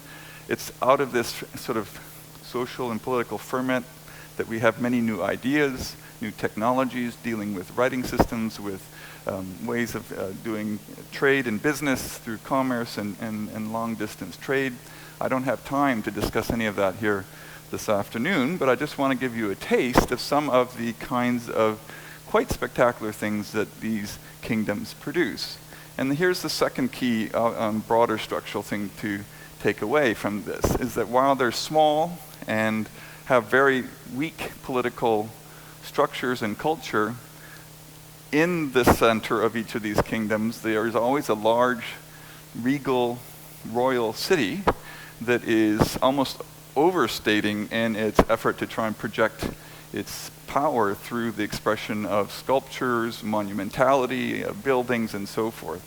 It's almost as though it's proportional, the opposite. The level of weakness that they probably actually had politically is offset by their efforts to build this and project this picture of monumentality and power. So the first of these is Karkemish. It's a very famous one. It was actually the seat of the viceroy during the Hittite period, when the Hittite Empire had reached its greatest extent. And brilliant work that's been done by a historian in the UK, David Hawkins, already back in the 1980s had begun piecing together something of a dynastic succession of kings. We think maybe almost continuous. It's a bit of a debated point. It's a very complex discussion. But nevertheless, some evidence of political continuity that spans the collapse of the Hittite Empire in the late 12th century, or early 12th century, and the what emerges as the kingdom of Hatti at Karkemish. We know more in detail in the 10th and 9th centuries. So in that so-called Dark Age we often refer to of the early Iron Age, we actually have in this specific example evidence of some kind of political continuity, which includes kings, in which there are monumental inscriptions in which they are projecting some kind of political dynasty. So here's a map of Karkemish, and Karkemish is a legendary site for its archaeological history. It's a remarkable place to go. I don't have time to really discuss some of the richness of the archaeological site, but just here's a very recent photograph that I've been there in the last few years. An Italian team has been working, and we've been collaborating closely. And you can see actually in the background for modern, those of you interested in the modern situation, that's the town of Jarablus, which up until 2015 was a base of ISIS, only a few hundred yards away, and actually sits on the lower town of the archaeological site itself. And in the foreground there, you see the Italian excavations of one of the large Syro-Hittite or Neo-Hittite palaces. In the earlier excavations by the British back in the early 19th century and 1900s, they also found evidence of this monumentality in the form of these large staircase and large temples and palaces, but also very interestingly hints of some sculptural evidence that I want to come back to shortly. We think that there were lions that were flanking the gate in this monumental staircase that led up to the citadel and to the palaces and temples on the summit of the mound. Here are some of the sculptures that have been coming up now just in the last 2 or 3 years in the ongoing Italian excavations that give you a taste of some of the really amazing monuments that were being constructed by the rulers on this royal center of the kingdom of Hatti. This is another piece of very interesting. They were able to piece together from the old excavations pieces that they found actually literally sitting in the backyard of the British excavation house. They re-excavated and found pieces of these things and were able to put together part of the statue of Kubaba, who we know from Anatolian religion to have been the mother, identified as the mother of the gods. I want to come back to that point a little bit later. There is much, much more to show, but I don't have time to give you more detail. I want to move now to the second example, and that's the site of Tel Tainat, which is the project that I've been working on for the past 20-some years. And this site was excavated in the 1930s by the University of Chicago, and as archaeologists often unfortunately do, while they excavated it quite well, they never really published the results of their excavations. And so as it happens, after World War II came and went, no one returned to the excavations, and most of what they had discovered was forgotten. that's something that I'm not too regretful for because it has given us an opportunity. In any case, the other part of the story that gets very interesting is that in the early 2000s, excavations on the Aleppo citadel began uncovering a large temple, the temple to the storm god, and we know about this place in ancient sources, but what really got a lot of people's attentions in about 2005, 2006, they uncovered in the side part of the temple this sculpture that shows the storm god on the left, and then facing him is a human, a mortal, who we are told in an accompanying inscription that's a little bit hard to see, but it's sort of like cartoon quote like coming out of his mouth and then up over his hat and then down those registers behind him is a lengthy inscription in which he begins by identifying who he is. I am King Teta, the hero, the ruler of the land of Palestine. So he's both claiming to have full royal kingly status, which is something that is new in this early Iron Age context, but also he's identifying himself as a ruler of a place that we didn't know existed at that point. And this has triggered a flurry of archaeological debate and discussion amongst historians trying to sort this out. As it happens, there have been inscriptions that have been found before, including this one here, and this is what we call hieroglyphic Luvian. It's not related to the hieroglyphic language of Egypt, so unfortunately I couldn't benefit from the stuff that I'd learned with Jim Hoffmeyer many, many years ago, but it's an Anatolian linguistic tradition, but part of one of the inscriptions that had been excavated by the University of Chicago back in the 30s includes a reference to a slightly different spelling, but a similar reference to this place. And what has happened since the discovery of the Aleppo inscription, others have found similar kinds of monuments more or less in this area of the circle that I'm marking here, including sites down near Hama in the south, and then most recently 2 examples from a site on the coast at a place called Arsus. And then in our own excavations, we have found yet another example of a reference to this place. So it's given us increasing confidence that we think we've begun to identify the place of or the existence of another one of these tiny little kingdoms, which in this early Iron Age Luvian cultural context was being identified as the land or the kingdom of Palestine. So the question has been, where is the capital? And the assumption has been that it is at Tainat. And the epigrapher David Hawkins, who I mentioned earlier, who was instrumental in making the identification, he proposed that this is related to the Palaset of the Sea People's fame back to the Medina Tabu Temple reliefs and inscriptions that I mentioned earlier. And just to give you the idea, this is one of them apparently or supposedly being depicted on that relief. So to Tainat then very specifically, in the few minutes I have left, I'll just summarize some of the results of our own ongoing excavations. We began there in the late 90s, began excavation in about 2004 through 2005, and we've been working there pretty much continuously ever since. You can see here the site. It happens to be right on the fence, on the border with Syria. You can see the border basically marked by the Orontes River in the background. So similar to Karkemish, this has made life particularly interesting and tragic, actually, over the past 6 to 7 years. Made it very, very difficult to work in this area.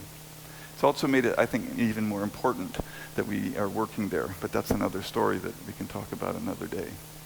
So very quickly, a few slides. Here's a picture of the very large-scale excavations by the University of Chicago back in the 1930s. As I mentioned, they excavated but essentially left the site right on the eve of World War II, never came back, and really never really published their work. Our excavations began, as I said, in the early 2000s, and here's a quick slide just showing some of the topographic and other kinds of surface work that we began first doing. Our basic stratigraphic strategy, excavation strategy, was to try and reconnect with the old excavations. And you can actually see the main excavation areas on this image. They're the dark shadowed areas.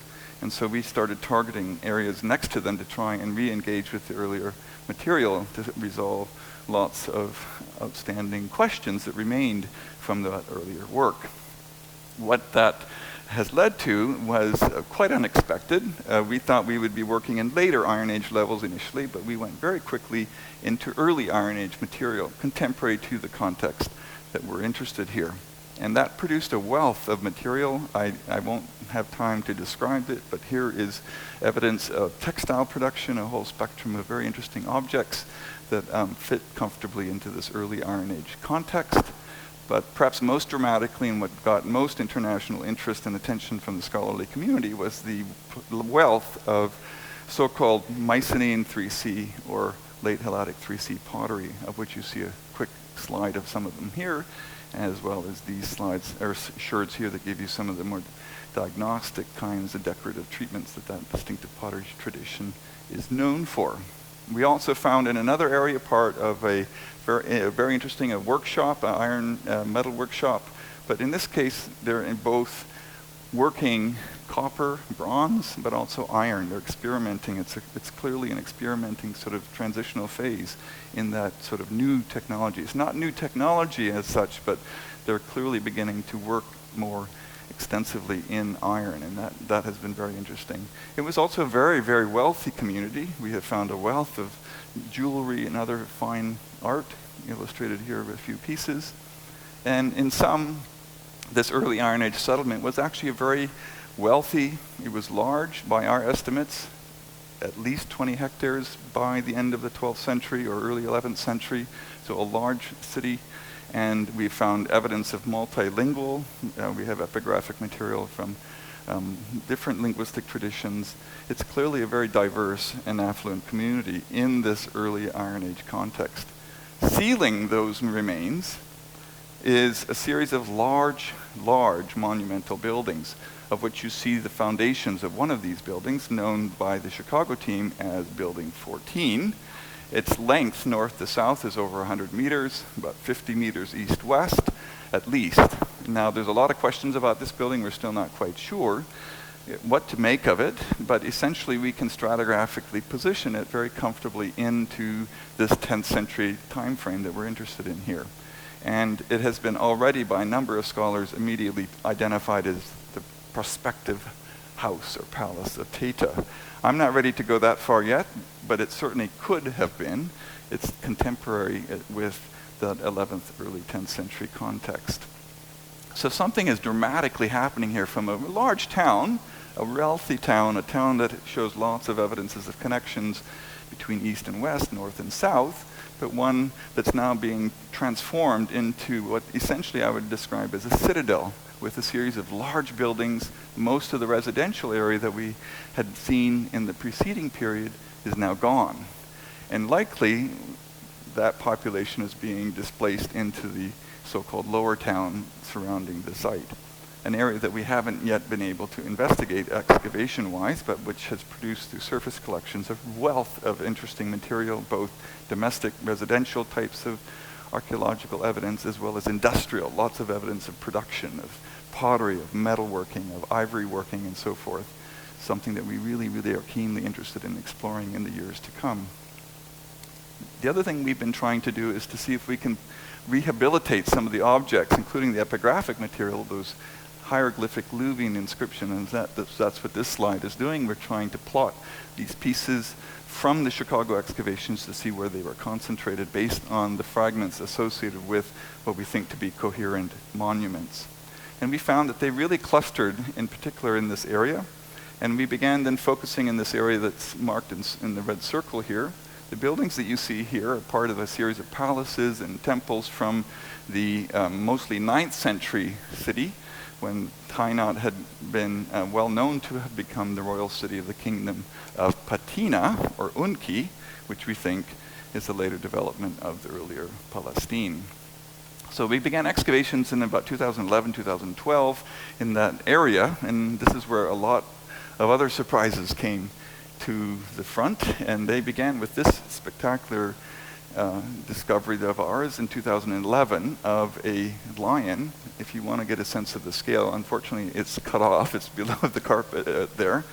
It's about a meter and a half, a little over a meter and a half from toenails to his mane, and about similarly in length. So this is an enormous lion. And this is something from a strictly art historical perspective, a kind of quantum leap in sculptural and artistic expression. There is no such thing in the record of the ancient Near East, or frankly of the world, that dates to anything prior to this in terms of its aesthetic sophistication and quality. And so this is something that I want to really emphasize. These tiny little kingdoms were doing spectacular things. And I will say, when I was a student, I was inundated with, or ingrained with, the notion that the Levant was a backwater, and that the great centers of civilization were in Mesopotamia, in Egypt, and so forth. What I think we're beginning to find is actually that the Levant was a generator of new ideas, new artistic expression, new economy, new technologies, and that it was what actually began to influence a lot of the neighboring Eastern Mediterranean world. And that's the story that I'm hoping we will be able to tell as we proceed. So in the last few minutes, I don't have time to go into each one of these pieces, but what we have found over the last few seasons is a succession of more of these large sculptures. There's the lion. We found part of a massive stone, what we call statue base, that has part of the famous iconic motif of the master and the animals. This is probably the oldest, or certainly one of the oldest motifs in civilization in human history. We trace it back to the mid-4th millennium already in Mesopotamia. It's supposed to connote the imposition of order over the chaotic forces of nature. And this is a motif that is really central as a part of the iconography of these sculptures and of this monumental space that these kings were building. Of a kingdom, I should have said at the beginning, that probably had a boundary or a territory that didn't extend more than maybe 30 kilometers from the center, just to give you a sense of the size of what they were trying to rule. Here you see another one from the kingdom, from Zingerli. It's about 100 kilometers to the north, another one of these Syro-Hittite or Neo-Hittite kingdoms that has produced a similar example. But here, in this case, the statue is intact. But you can see the statue base at the base there, with the human figure holding or sort of restraining two lions. This is a motif that now works its way literally from Tainat to the Aegean world. That's another whole story, the transmission of a lot of this new innovative thinking and activity and technology. And we see this working its way into the Aegean world, almost certainly coming from places like Tainat, and that's reflected in these very, very interesting bronze horse harness and singlets that were found both at Tainat and at a number of sites in Greece or the Aegean world. Other sculptures that we found include this column base that has a winged bull and a sphinx. And then, quite excitingly, here is the top half, again about 1.5 meters in height, of a human figure. This is a king, Shupililiuma. We have part of his autobiographic statement, his accounts of all the wonderful things he did, or claims to have done, written on his back in hieroglyphic Luwian. We're pretty confident that we can place him into the early 9th century, but there are a growing number of candidates that we can place as far as some of the early kings. Our history now is beginning, similar to the story at Karkemish, to extend back into this so-called Dark Age. We can go certainly back into the 10th century with some of these epigraphic discoveries. Some are even arguing that there are connections that we can make, historical connections that we can make back into the 12th century. The last one discovery was this past year, a year ago, 2017. We found a female statue. Never before had something like this been found. Here you see the very complicated process of extracting one of these from the ground. These things weigh a lot as well as being large. In her case, though, she had been ritually defaced, which adds another very interesting cultural dynamic. Again, I don't have time to develop that whole element here, but here you can see a number of the students and staff from our project this past summer. We came back just a few weeks ago, and you can see in this large sort of gymnasium-sized room where we've been putting together all the thousands and thousands of fragments, because what we have found is not only intact monuments, but also heavily destroyed ones. And that's what the point I want to end with here. So this female statue, we can't quite yet tell you why and what happened, but we are beginning to explore who she might have been. We don't have her name yet like we do with Shupililiuma, but it's been very tempting on my part to link her to a very intriguing personality called a woman by the name of Kupi Papias, who was the wife or mother of Teta, perhaps even the same Teta of the Aleppo inscription. We can't make those connections definitively yet, but it's a remarkable inscription that was found about 50 years ago in a small village called Gezer near Hama, up the Ortiz River, in which she describes her life and who she was and the righteous living that she lived and the long life that she had, and she talks about her children and their generations and generations of children. And at the end it talks about the divine queen of the land. And this is a phrase that now has got everybody's interest. Who and what was the divine queen of the land? And I don't have time to explain to you who we think and how that fits into, but we have another inscription that we think actually depicts her in a relief that you see here. And then there was even a third piece that had been forgotten, a very scrubby little piece of sculpture that has an hieroglyphic living inscription on the base that also makes reference to this divine queen of the land. You probably can guess where I'm going with this. I think that statue that we've found this past year may well be her as well. So these are all monuments that were standing at some point in an area that we've identified as a gate complex that led up into the citadel area that had been rezoned and restructured in this early Iron Age context, the 10th, 9th centuries that we're talking about, and had created this kind of sense of monumentality, power, and divine representation. I think I've lost a slide there, but I'm also all out of time. So essentially what we're beginning to do is try not to piece this large jigsaw puzzle together with this monumental remains, but also to get a sense of what and how this had been put together by the rulers of this kingdom and what was the importance and relevance of that. And so one of the things that we're proposing is that they had a very sophisticated sense of how to project this ceremonial space. They were engaging in large public displays, ceremonies, whether they were processions and events and so forth, that began to instill the power and authority of these rulers. To close, and this is probably those of you who caught my title at the end, wondering where does the phrase "the kingdoms of the idols" come, and this is a direct connection back to the biblical context in Isaiah 10, verses 9 through 11, a very, very interesting text that deals with the clearer connections to the Assyrians and the threat of the Assyrians in the context of Judah. We have in verses 9 and 10 a very interesting reference to these two cities, the cities of Kalnu and Karkemish. Well, Karkemish we know, but biblical scholars have for a long time proposed that Kalnu was the site of Kunilua. So I didn't mention the name of Tainat in antiquity. We know, and we've actually found epigraphic evidence that has confirmed that in fact ancient Tainat was Kunilua. So we have been able to connect that now to this context, to this reference in the text here, to these sort of sister settlements, the sites of Karkemish and Kalnu, which clearly, to the author of Isaiah and to the audience that this text was directed towards, knew these places. They were iconic, essentially, is how I would put it. And in many ways, they're being held up as a warning. And the warning I would like to suggest in the context of our excavations is that those places had been devastatingly destroyed almost certainly by the Assyrians. I don't have time to go into the Assyrians, I've run out of time, but they're being referred to as these kingdoms of idols. And the sculptures that we're finding certainly must be a reference to that. And to the average person of the day, making those references was enough for them to know the larger cultural reality that it alluded to.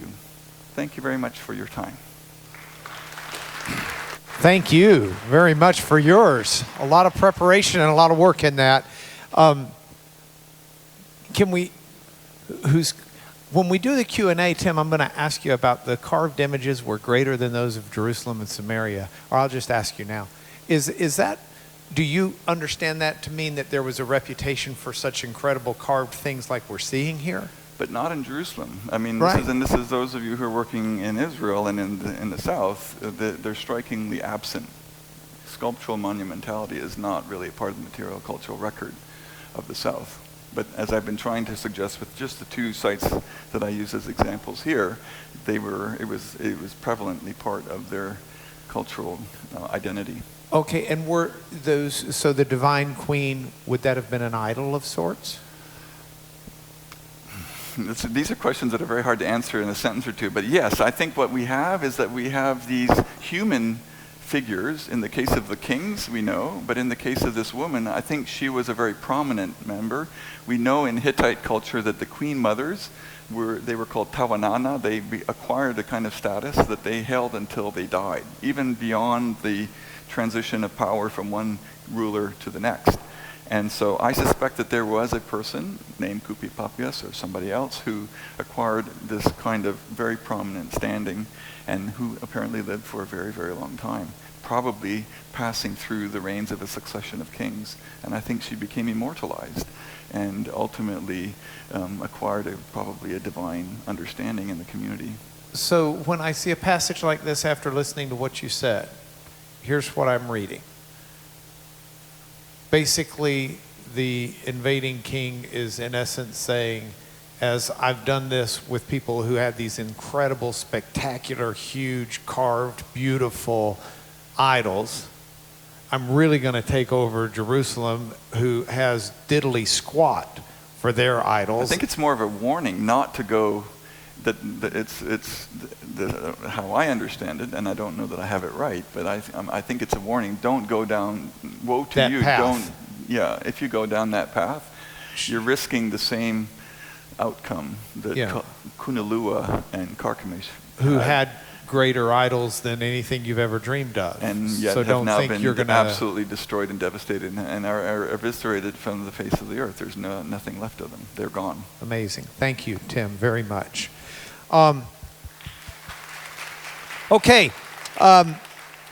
Lawson Younger, friend of the library, has done tons with us before.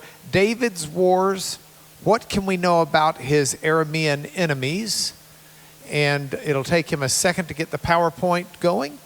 So did y'all hear the one about the archaeologist and the lawyer? It was Jane, and she went first. Well, I wasn't like here for stand up. Ready to go, Lawson. Lawson Younger.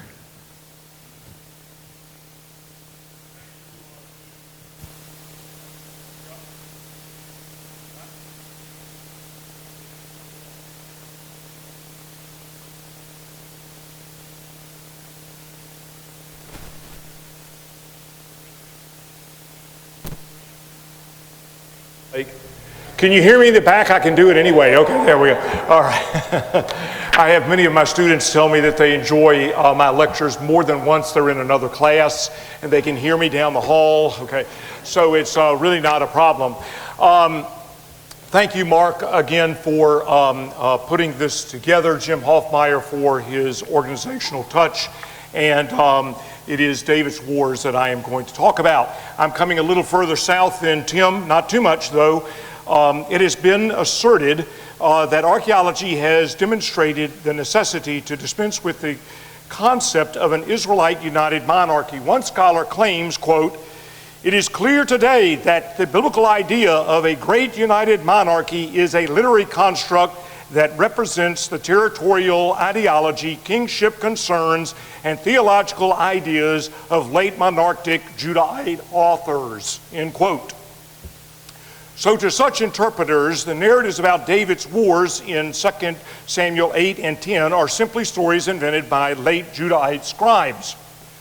While it is clear that the historical narratives of the Hebrew Bible have gone through a Judahite editorial process, this does not mean that the united monarchy is nothing but a literary construct. In the narratives about David's wars, there are a number of polities and toponyms mentioned. This paper will briefly investigate what is known about the Aramean entities and place names that are used in the narratives and what this might indicate.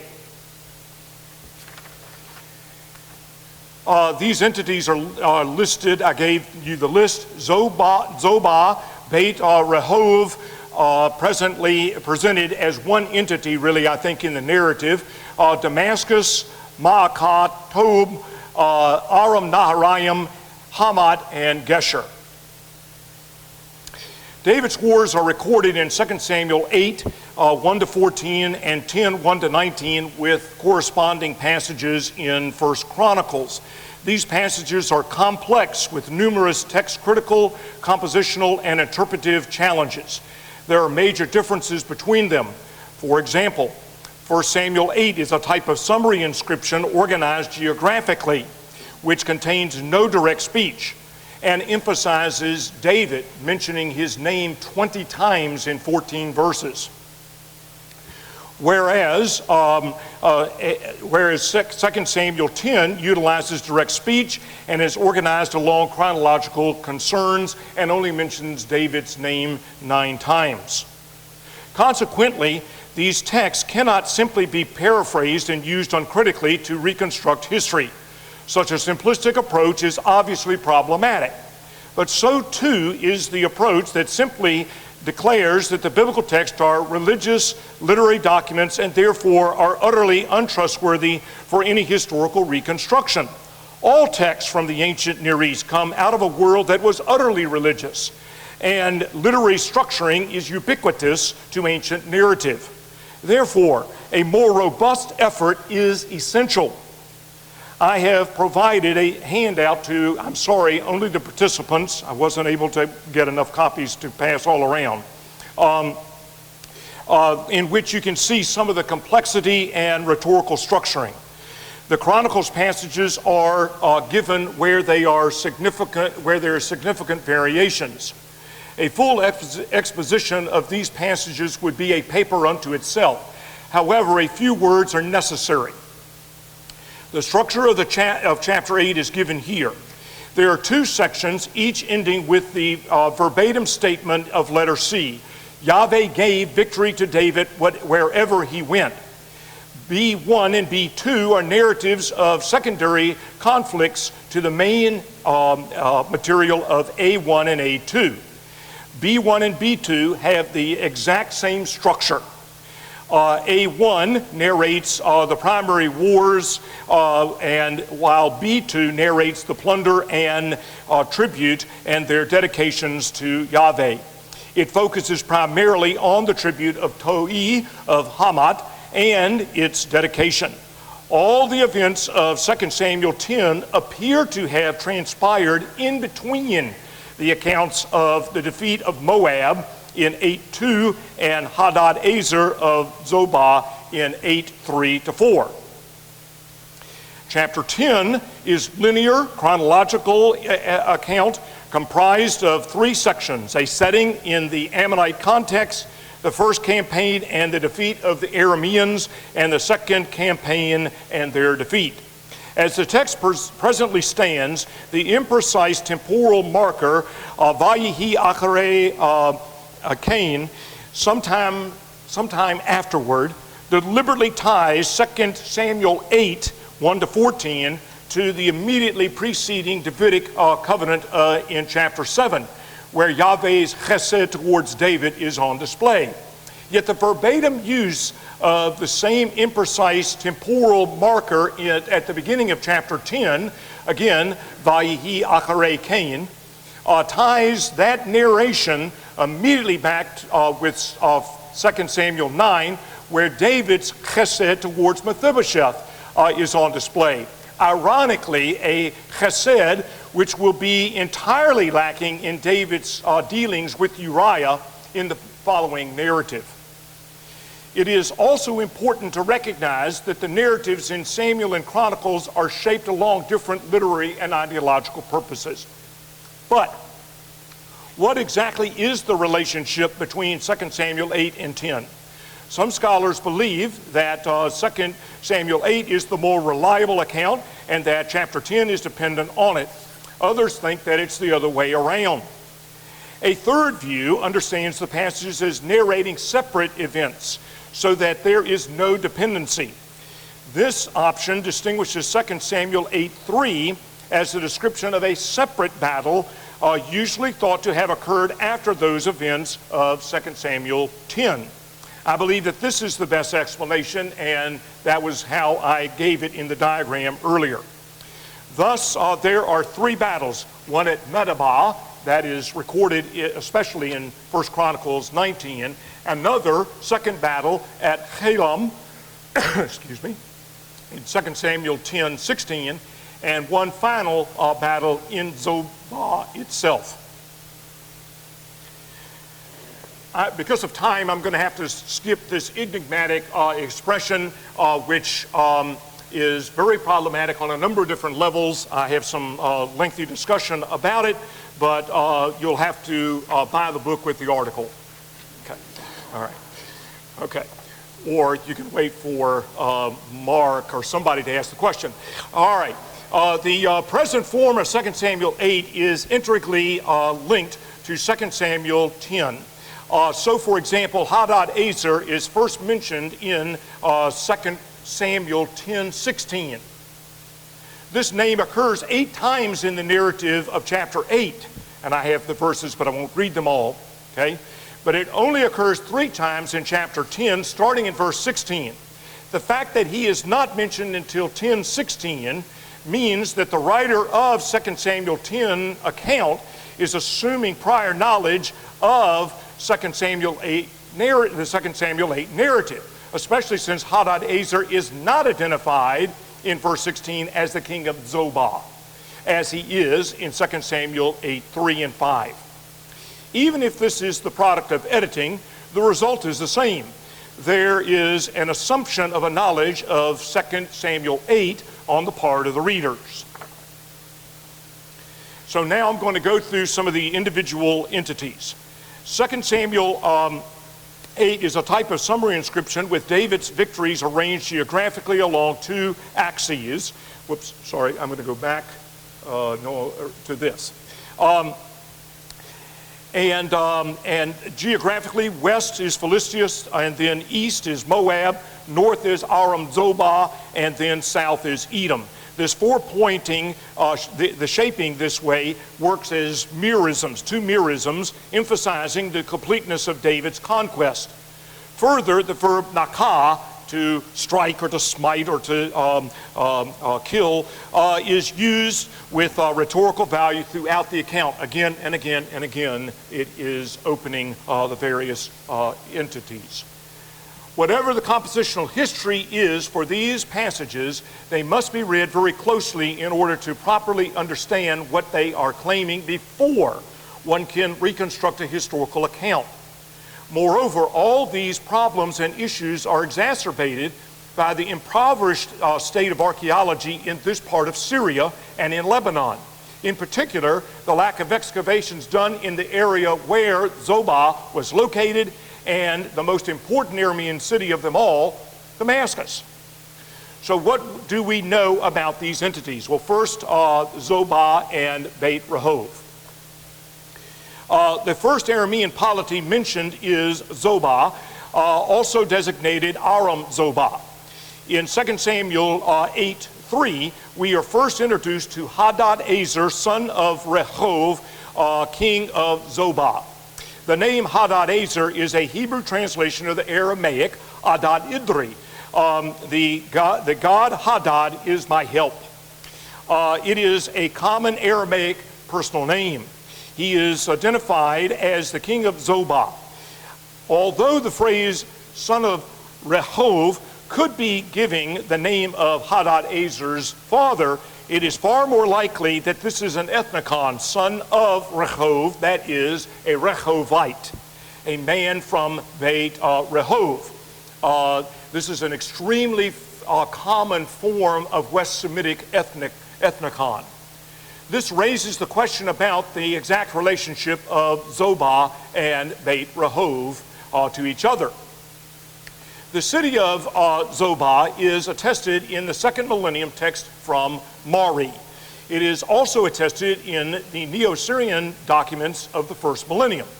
It may be attested in some Aramaic graffiti from Hamat, 8th century. You see that at the bottom here, one example of it, where the word Tzadi Beit Hay is identified by some scholars with Zobah of the Bible. However, in my opinion, the frequency of this word and the words associated with it, like the one on the other side there, raised doubts about this identification.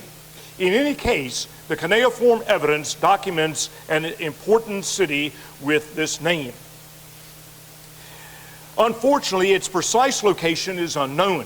Scholars have located the town of Zobah at various different sites, including Homs, which is very high up on the map there.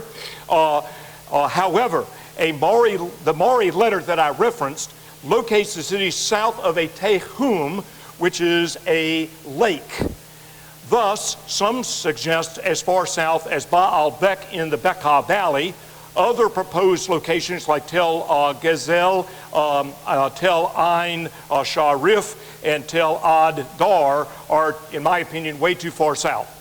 Naaman suggests a location at present-day Kutseir, and I think that has good possibilities. Ultimately, only excavations, of course, can solve this.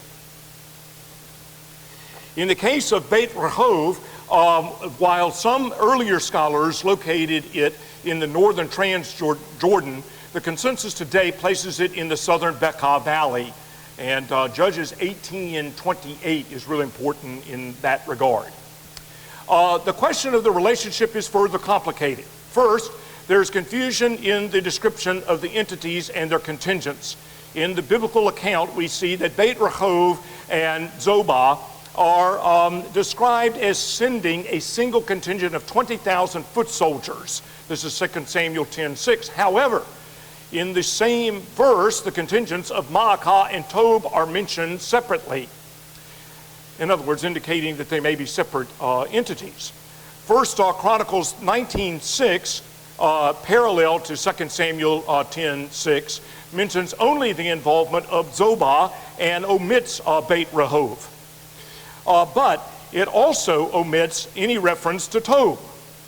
Third, there are textual difficulties. The Septuagint, the Old Greek, differs from the Masoretic reading. I won't go through some of this. It gets a little bit too complicated. On the handout, a few of you can see that.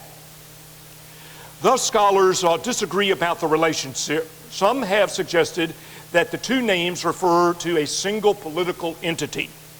But most scholars think that Bet-Rehob and Zobah are two different political entities that were united as one under Hadad-Ezer, and thus have a joint army. Aram Damascus. We know nothing about Damascus during this period, really, except for 2 Samuel 8:5-6, which imply that it was not politically significant at this time. There have been no archaeological excavations in Damascus that inform on this period. There have been a few things done, but nothing that informs on this period.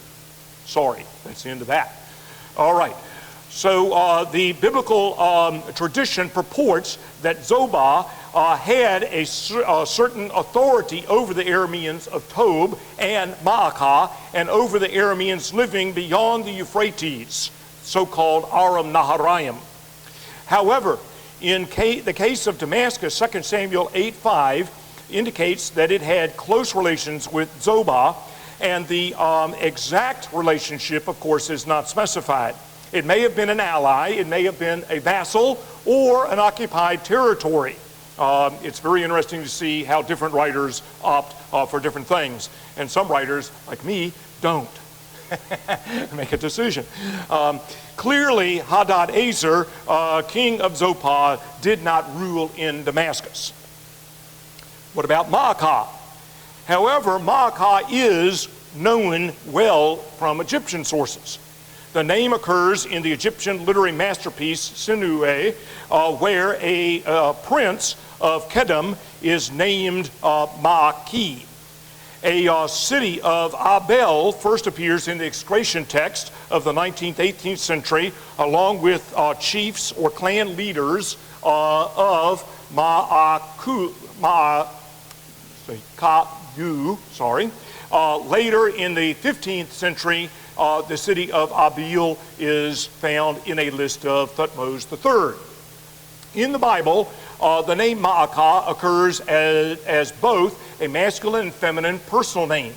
The feminine usage raises the possibility that the entity's name derives from an ancestress, similar in the case to a case like that of Aramean tribe of Bet Halupe.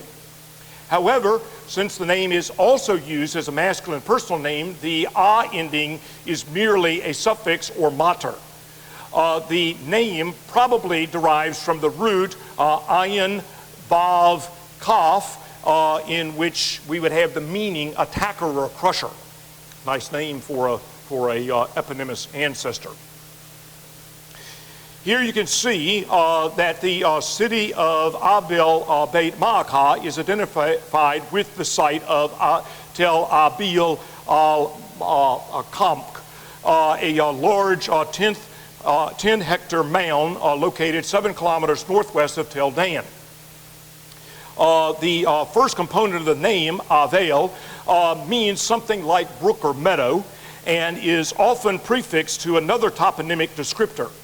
Thus, Avel Beit Maakah would mean the brook or meadow of the tribal polity Maakah.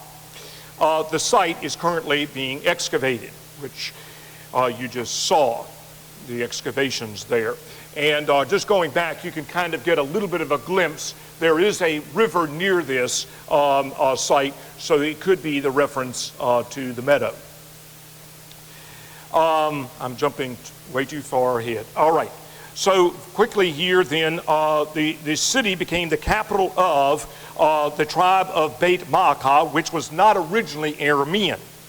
Probably like other instances, Aram was added to an already extant toponym yielding Aram Maakah, like Aram Naharaim, Aram Zobah, and Aram Damascus. Thus, Maakah was originally the name of an eponymous ancestor of an early West Semitic tribe that gave its name to the area, which later came under Aramean control.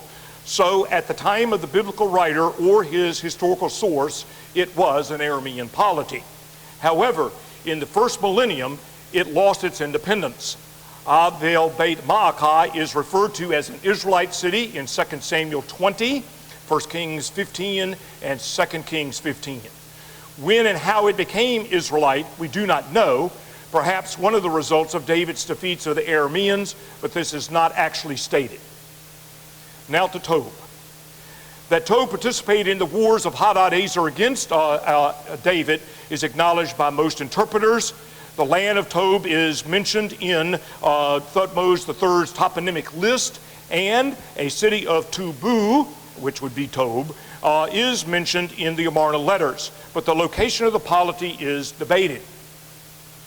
A number of scholars have identified this tiny entity with the modern site of At Tayyibah and have taken it to be Tove of Judges 11 and 1 Samuel 10 and Maccabees 5 and 2 Maccabees 12. Other scholars have debated this identification.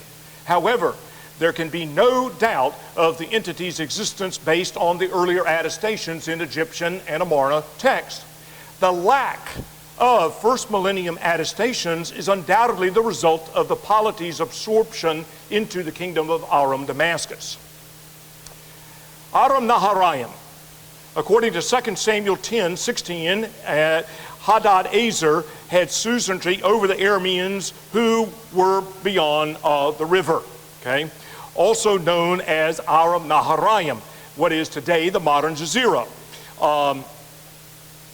And so these references refer to mobile pastoralist Aramean tribes just inside the Great Bend of the Euphrates River. Hamat. Hamat is to be identified with modern Hama. It was an important city-state located on the Orontes River.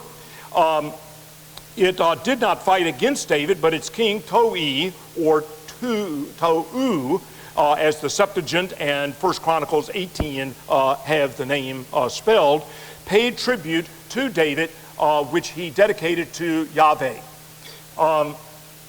Later in the Iron II period, Hamat was an Aramean entity under Zakur.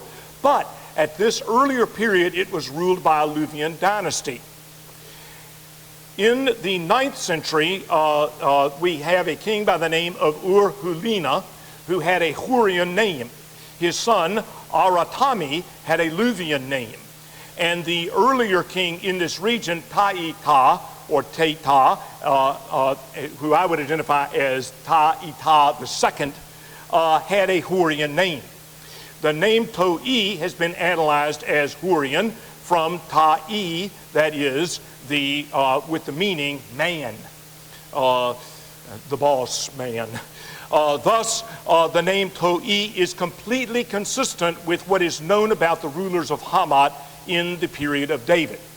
I also do not equate To'i with Ta'ita, as some scholars have done. Geshur. The land of Geshur is first mentioned in the Bible in Deuteronomy. It's also found in the book of Joshua a number of times. It was located on the northeast side of the Sea of Galilee. Geshur is not mentioned in the Amarna correspondence, despite a mistaken thought earlier by some scholars, but is partially preserved in an inscription of Shalmaneser III. It is certainly the excavations at Tel, sometimes identified as Beit Zeta, though I don't accept that identification, have perhaps uncovered the remains of the city itself. Here you can see some of the excavations. Geshur was not involved in David's wars due to a treaty relationship. David married Maakah, the daughter of Talmai, the king of Geshur, early in his rule in Hebron. This is before he became king over all of Israel. David used political marriages to secure his position. This marriage gave David an ally to the north of Ishbosheth's kingdom and placed him in a put Ishbosheth in a precarious position between Geshur and Judah. Good relations were maintained. Thus, Absalom sought asylum at Geshur under the protection of Talmai, his grandfather. These friendly relations indicate that Geshur was independent of Zobah in Davidic times. It is unlikely that Geshur would have been allowed to remain neutral in the war if it had been a vassal of Hadadezer. So now, conclusion. Based on this information, one can reconstruct the history of David's wars with the Arameans as follows. First, after the outbreak of war between Ammon and Israel, the Hadadezer came to the aid of Ammon, along with a number of allies and vassals, for example, Maakah and Tove. And all these were defeated by the Israelites under Joab in a battle at Medeba. Hadadezer reorganized and prepared to engage Israel again. But David marched his army northward and defeated the army of Zobah under Hadadezer's general Shobach at Helam. Shobach was killed there. This is in 2 Samuel 10. Several of Hadadezer's allies and vassals subsequently sued for peace and became David's vassals. The third and final battle occurred in Zobah, perhaps near Hamat, when Hadadezer was in the midst of attempting to reassert power at the Euphrates. It was a decisive defeat for Hadadezer. Since Hadadezer was overlord of a significant portion of Syria, David's conquest may have given Israel suzerainty over this territory. During this conflict, Aram Damascus makes its first appearance in the Hebrew Bible. Coming to the aid of Hadadezer, it was defeated by David, who placed Israelite garrisons in its territory. Later, when Tiglath-Pileser III conquered Aram Damascus in 732, he divided it into three provinces: Subutu, that is Zobah, Dimmaskah, that is Damascus, and Karnina, that is Karnaim, or Karnaim of the Bible. These functioned for the rest of the 8th century throughout the 7th century. A completely different situation is presented in the Bible, where the Davidic wars depict independent Aramean entities: Zobah, Bet-Rehob, Aram Damascus, Maakah, Tove, Hamat, and Geshur. All of these, except Damascus, are missing from all the sources written in the 8th to 5th centuries. Therefore, it is very likely that the biblical texts have been based on earlier sources that knew of the political situation in the very late 11th to early 10th centuries. Understanding 2 Samuel 8 and 10 as mere fabricated literary constructs denies these Aramean polities historical existence. It is one thing to be defeated by David. It is quite another to be denied any existence by a modern historian. This is just bad historiography. A better effort takes into account all the data with all of its complexity. This is what I've attempted to do. Thank you.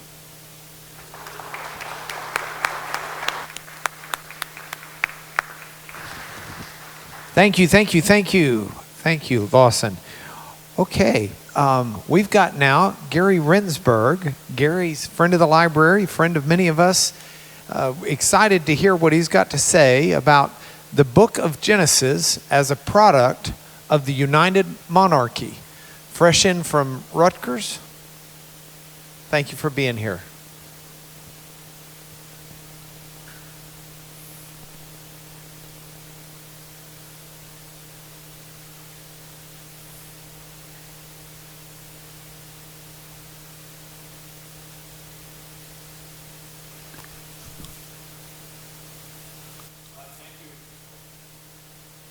How's that? Great. Thank you, Mark. It is a great pleasure to be here at the Lanier Theological Library. Thank you for your warm hospitality. And to Charles and the rest of the staff. This is my third visit to Lanier, so I now qualify to be called in Hebrew a Ben Bayit, which means literally a son of the home, because I do feel very much at home every time I'm here.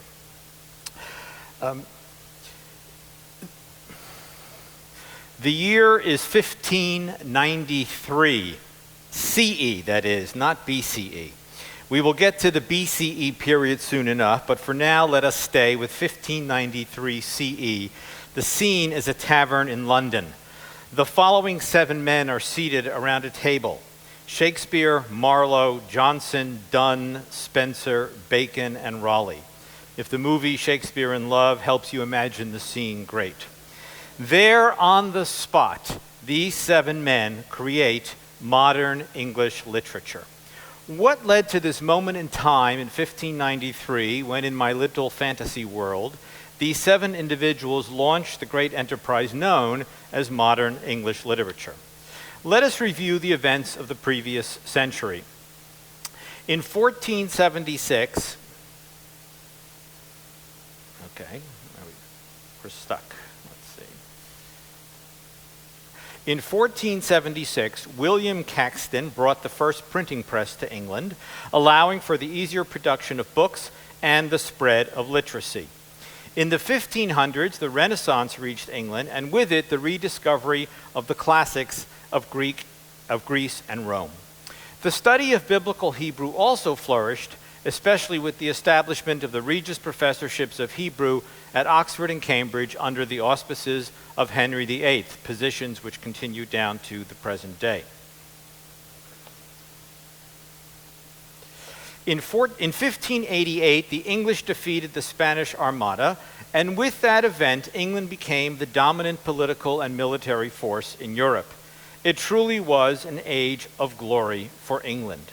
15 years before our 7 men are sitting in the London Tavern, Francis Drake circumnavigated the globe, claiming lands on distant shores for England, including present-day Northern California and Oregon. All of this created a new England. And ruling over it all was Elizabeth I, whose long and successful reign fostered the arts. The Queen herself, in fact, could read or speak 6 languages, including classical Greek, Latin, and Hebrew.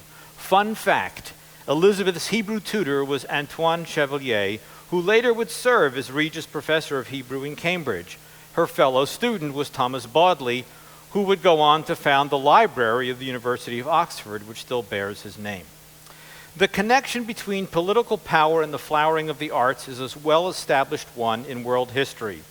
Classical Greece, Imperial Rome, medieval Spain, 17th century Holland, Napoleonic France, England's second go-round under Queen Victoria, and 20th century America.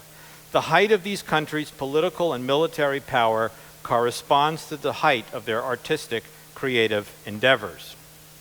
A new religion was aswirl in England. Elizabeth's father, Henry VIII, had broken with the church in Rome and had established the new Church of England. The new church became even more firmly established under his daughter Elizabeth, whose anti-Catholic stance characterized her reign. Within a year of ascending the throne, she oversaw the Act of Uniformity, requiring the use of the Protestant Book of Common Prayer. She removed all the Catholics from her Privy Council, and she established herself as the supreme governor of the Church of England. Against the backdrop of all this political, military, and religious activity stands an important event in 1576. James Burbage built England's first theater. This single act spawned the transition of plays from relatively silly little things produced at fairs or on the street to serious theatrical presentations of lasting import, making Shakespeare possible. And thus was invented modern English literature during the reign of Elizabeth I, or in my imaginary world, by the 7 men, note the good biblical number, seated in a London tavern in 1593 during the heyday of Her Majesty's rule. John Dryden, writing only a century later, would refer to these writers as, quote, that great race of men who lived before the flood, unquote, employing quite felicitously a well-known biblical topos. Now, what does all of this have to do with the Bible? The comparisons with Jerusalem in the 10th century BCE are striking. There was a new polity in Israel, a monarchy, which traditionally had not been a feature of the society. In fact, quite the contrary, since according to normative Israelite theology, only God could be king, and any human king was a compromise of that tenet. For the first time, power was concentrated in a single place, Jerusalem, in contrast to traditional Israelite society formed by a loose confederation of 12 tribes sharing many beliefs and customs, especially the worship of one God, but otherwise retaining autonomy from one another. The establishment of a monarchy in Jerusalem brought about a new stage of social development as Israel shifted from a tribal, pastoral, and village lifestyle to a new urbanism.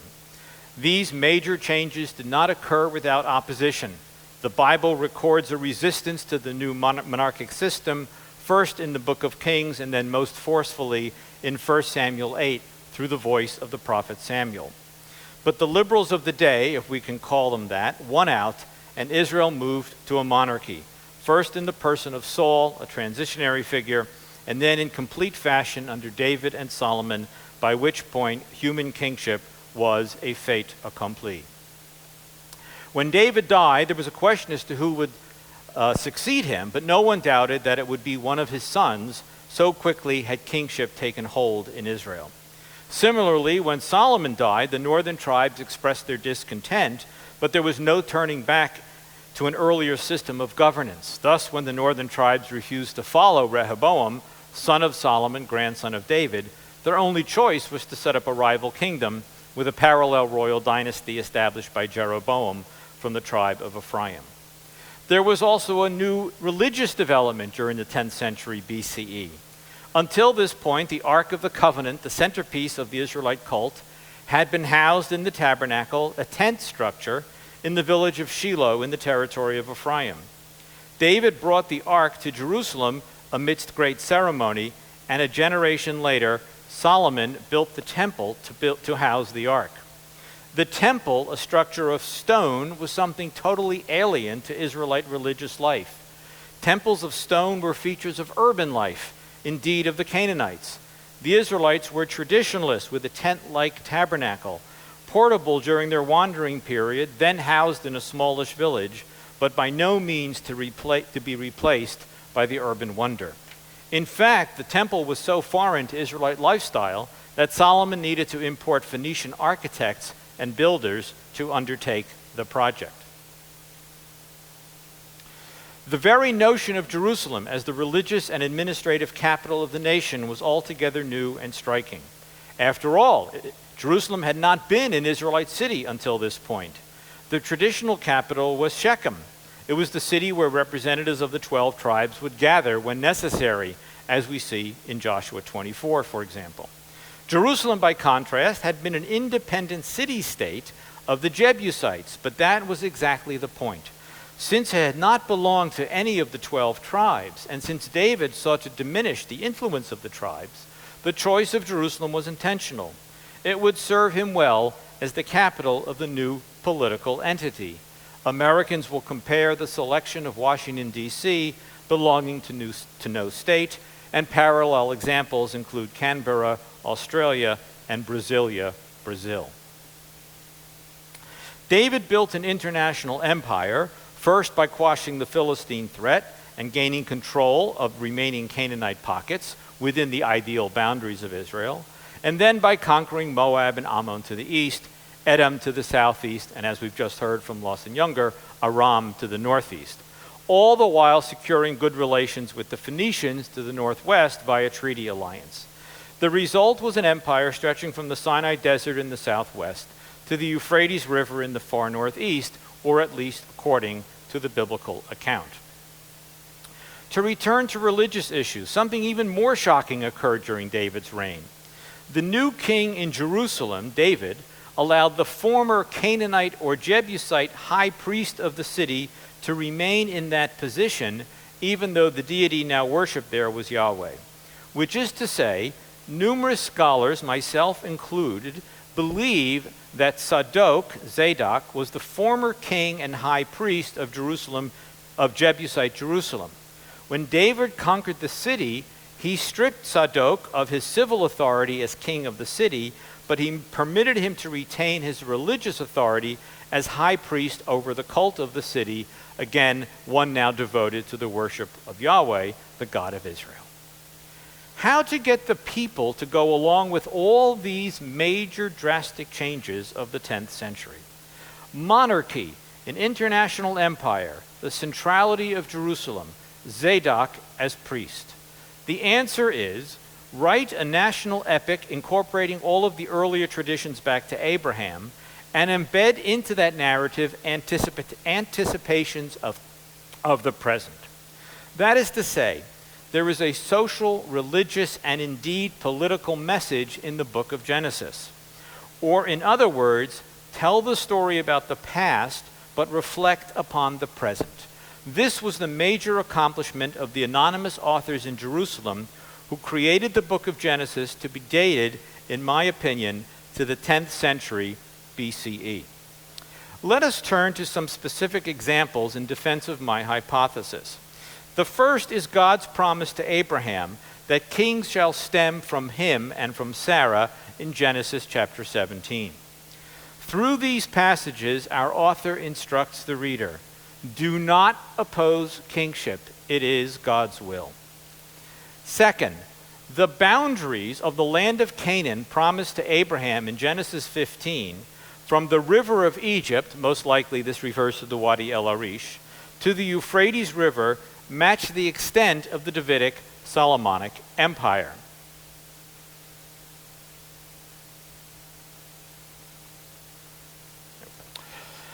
At an earlier time, an Israelite could only have laughed at such an idea of an empire this size, for Israel was a very minor player in the geopolitics of the 12th and 11th centuries.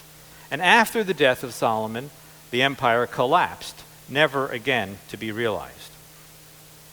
The third verse is the emphasis, or the third item is the emphasis placed on Judah in the book of Genesis, especially Jacob's deathbed words to his fourth son in Genesis chapter 49. The dying patriarch describes Judah in royal terms. His brothers shall bow down to him, and tribute shall come to him. In addition, Judah is the most noble of the brothers in the Joseph story. It is his long speech in Genesis 44 that brings Joseph to tears to reveal himself to his brothers. These three items converge to demonstrate that the book of Genesis, or at least its greatest part, derives from the 10th century. The anonymous author responsible for this masterpiece of literature told the story of Israel's patriarchs, but that story is at all times refracted through the prism of the present. God approves kingship, which is to reside within the tribe of Judah, and the boundaries of the realm were preordained in hoary antiquity. Or to put this in other terms, the story of the patriarchs is narrated, but the shadow of David and Solomon is evident throughout. This technique is well known in world literature. The best example from our country is Arthur Miller's The Crucible, which narrates the past, specifically the Salem witch trials of late 17th century Massachusetts, but echoes the present with specific reference to the McCarthyism of the 1950s, of which Miller himself was a victim. Or to take an example from film, the movie MASH, released in 1969, tells the story of American troops during the Korean War, but in essence it is about another land war in Asia, the one still raging at that time, the one in Vietnam. Finally, let us recall that Shakespeare's histories tell the lives of earlier kings, but at the same time are informed by the English monarchy of his own day, illustrated best perhaps by Richard II. Having established the main point about Genesis and its connection to the Jerusalem court of Kings David and Solomon, let us look at additional details in the text that support our hypothesis. As noted, David established his rule over the small kingdoms to the east. The author of Genesis reflects this by relating the ancestors of these nations to the family of Abraham. Moab and Ammon are descended from Abraham's nephew Lot, while Edom is descended from Abraham's grandson Esau.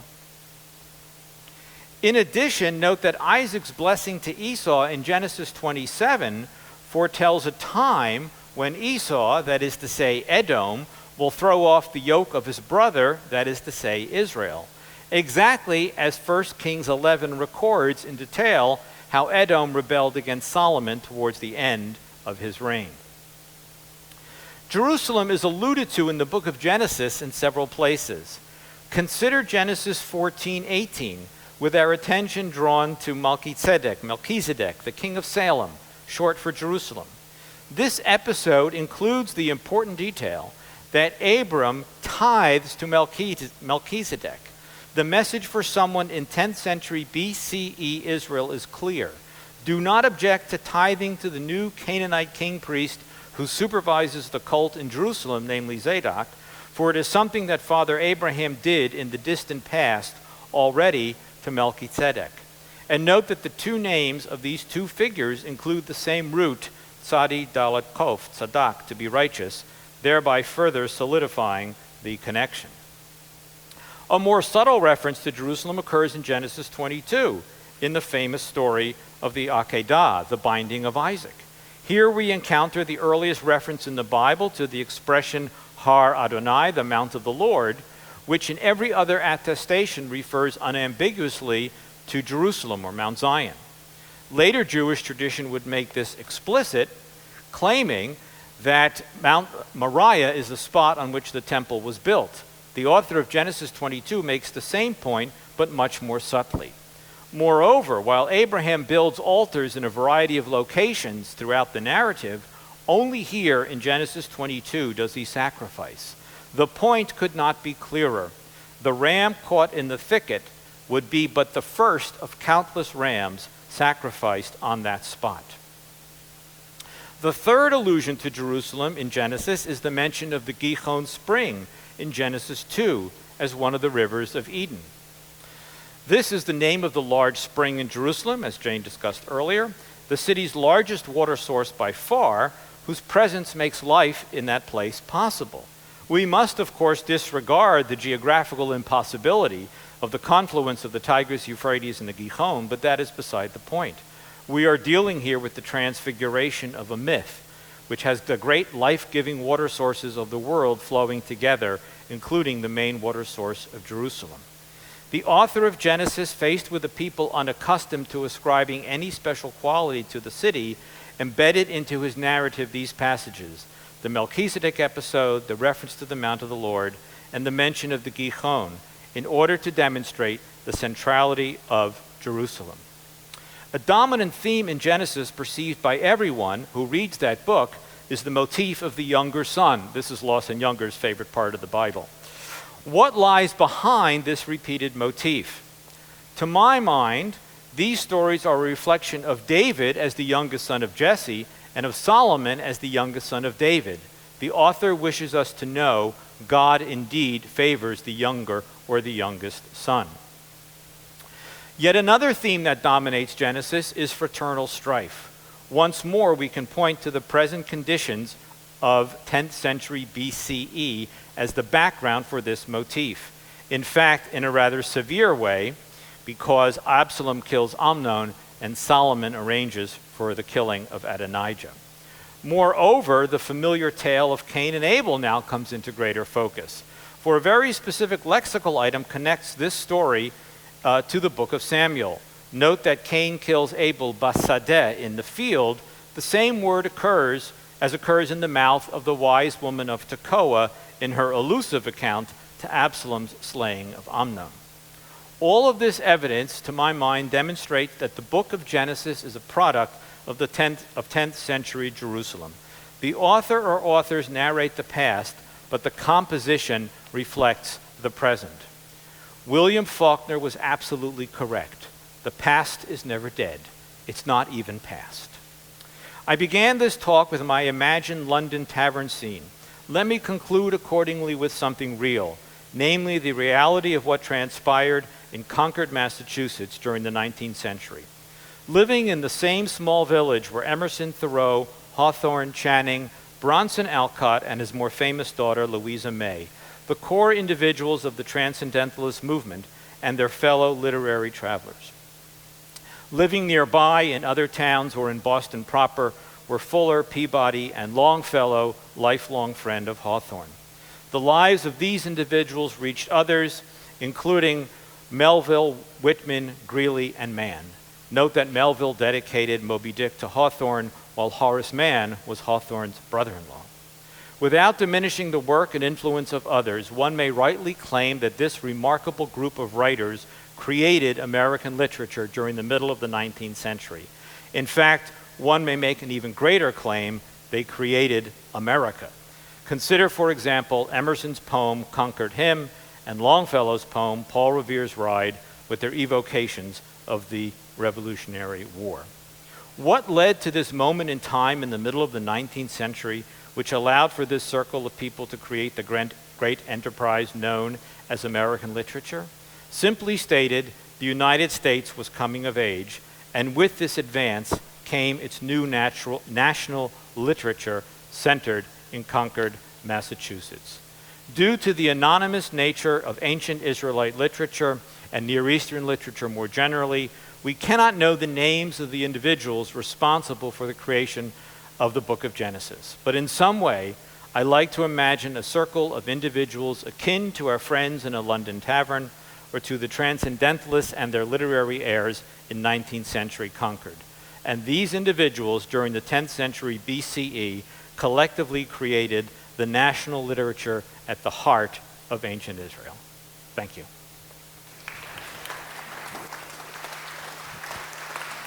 Thank you very, very much. Okay, looking at our time, we've got time for Professor Garfinkel to come up and to give some thoughts if he's got. I would think that some of this may have stirred some ideas. Where do I? There you are, Yossi. Thank you. How would you like to best do this? Would you like to go up there? Would you like to stand here? I like to sit here. You like to sit here. You sit here. That would be perfect. And we don't.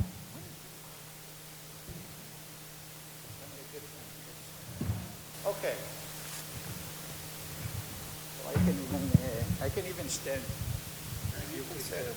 Hello, do you hear me? So first of all, I really like to thank Mark Lanier for this wonderful event. I'm in the first time here, and it's really extremely impressive. I also like to thank the staff that took care of me and organized my visit, not only here, but also to Dallas and also to Lübeck. So this was really quite a lot of work for them. And then I want to thank the 6 lecturers, or the lecturer, which did great job here today. And all the time I was thinking, how can I combine all these 6 wonderful lectures together? You know, it was really, no, it's not really possible. And if I start going lecture by lecture, then it will be very boring for you. So I want to put this whole event in a context. And the context is the relationship between the Bible, the biblical text on the one hand, and ancient Near studies on the other hand. And from the very beginning, we can see that we have a kind of love-hate relationships. Already in the middle of the 19th century, we can see a lot of wonderful discoveries. Layard worked in Nineveh, and he found the Sennacherib relief that describe Lachish, and this event is described also in the biblical tradition in 3 different books. Then we have the Mesha Stela, and we have the Silwan Taled inscription, and all these things fit very nicely into the biblical text. So it really looks like that's it. The Bible and archaeology, everything fit perfectly with each other. And then about 117 years ago, a German scholar, he was a Jew, but he converted to Christianity. His name was Friedrich Delitzsch, and he came with a very famous lecture, Bibel und Babel. Okay, Bibel und Babel, Bibel ist Tanakh, it's Bible, and Bibel, Bavel, okay? And he came, look, we have Gilgamesh, and we have all kinds of stories and the Hammurabi codes and things like this, and the Bible is just something not so important and just a small part of the culture of the ancient Near East. So it was a kind of, if you look at the pendulum, first the pendulum went toward the biblical text, and then he tried to put everything to the other direction. So, a generation or so later, we have the beginning of what we call biblical archaeology with Albright, which has tremendous influence on the field, and then we have the big excavations that took place between the 2 world wars, like the excavation of the Oriental Institute in Megiddo, and other excavation at Bet Shan and Lachish, Jerusalem, and the other site. And again, Albright summarized these things and he said, discovery after discovery proving the Bible. Okay, so this was again going to this direction. And then Igel Yadin, Avraham Alamat, Chaim Tadmor, all these great scholars that many of their libraries are not far away from here, work in this concept that Bible and archaeology and things are connected very nice with each other. And what happens that in the early 80s, this is almost 40 years ago, with the development of postmodern approaches, we can see again that the pendulum went to the other direction. The Copenhagen School, Israel Finkelstein that was mentioned here, and many other scholars. And they said, well, Abraham is a mythology, Exodus is a mythology, David and Solomon are mythologies, there was no temple in Jerusalem, Rehoboam fortification, and so on and so forth. Where did they stop? What was standing like a rock that could not be denied, at least according to Judah? Lachish. Lachish level 3, Sennacherib campaign, which is mentioned in the biblical text, in the Sennacherib relief, and also the excavation of Lachish, the site of Lachish, everything was very clear. So many of them would say, okay, the biblical history of Judah starting only at 701, at the end of the 8th century BC. So this was, the pendulum went to this direction. And then came the Tel Dan Stela, and then, but of course nobody wants to say I was wrong. And so there was the bypass, there was low chronology ideas that, okay, there was David, Steve Ortiz all relate to this a lot. So there was David, but he was just a Bedouin sheikh living in a tent, and there was no kingdom, no fortification, no writing, and no administration. And this idea was people make, so first, sorry, in the beginning, or after the first stage of the minimalist was to say that everything is mythological. But when the Tel Burna stela was found, we said, okay, but chronology is working to our favor, and there was nothing in Judah at the time. And then came an old project where 400 radiocarbon dating were sent, sample of seed were sent for radiocarbon dating, and these were sent from running excavation, because you cannot just take olive peat from excavation from many years ago. They need to be excavated properly, so you know the context and where they came from. And there was an article that summarized the result of 400 olive pits and chokel and seeds that were sampled. And what were the results? Shocking results. Urbanism started in the Kingdom of Israel in the 9th century BC. So it really seemed like everything lost. The pendulum will not go anymore to the other direction because we have scientific proof, radiocarbon dating. What can be better than that? And then came the site of Khirbet Qeiyafa, which I excavated, and I will talk about it tomorrow. And we have just few olive pits that were sent from this site, and the date was 1000 BC. And then people from the low chronology paradigm said, well, we have 400, so what is the few samples that you have? But the whole point is that if you check the geography, the 400 sample came from site in the north, okay, in Dan, not Dan, but from Chatzor, and Dor, and Tel Rehov, and other sites which are not in Judah. So all these 400 samples basically telling us that the Kingdom of Israel started, or urbanism in the Kingdom of Israel started in the 9th century, but not in Judah. And what's happened that I work in Judah, in the last 10 years, we have beautiful radiocarbon dating from early 10th century from two sites, Khirbet Qeiyafa and Arai. And from the site of Lachish, that we also excavated for 5 years, we also have date from the 10th century, but not the early part, the later part. And this also, if you remember the biblical tradition, fitting nice with the tradition about Rehoboam, the son of Solomon, that fortified 15 cities in Lachish, including fortified cities in Judah, including Lachish. So you can see that the pendulum is going to this direction, and the result of Steve, the Gezer, and radiocarbon date from Gezer supporting it. Jerusalem, I don't know, it's the most horrible site in the world. I will never excavate in Jerusalem. If I will excavate Jerusalem, I will, for my left hand will be whatever. As a student, but as an archaeologist, I will never go to. I work in the city of David together with Jane. So I worked there one season. But as archaeologist, I'm not going to. It's a horrible site. I can't imagine a more horrible site than Jerusalem. So that's the way I think that the pendulum, sometimes it's going to this direction, sometimes it's going to this direction. If you are a minimalist and it's going to the other direction, you are frustrated. If you are more conservative and it's going to the minimalist direction, then you are unhappy. And these pendulums, you know, every 50 years going to the other direction. And then some people are happy, some people are unhappy. I think that the people in this chapel now are quite happy with the new developments. Thank you. Thank you very much.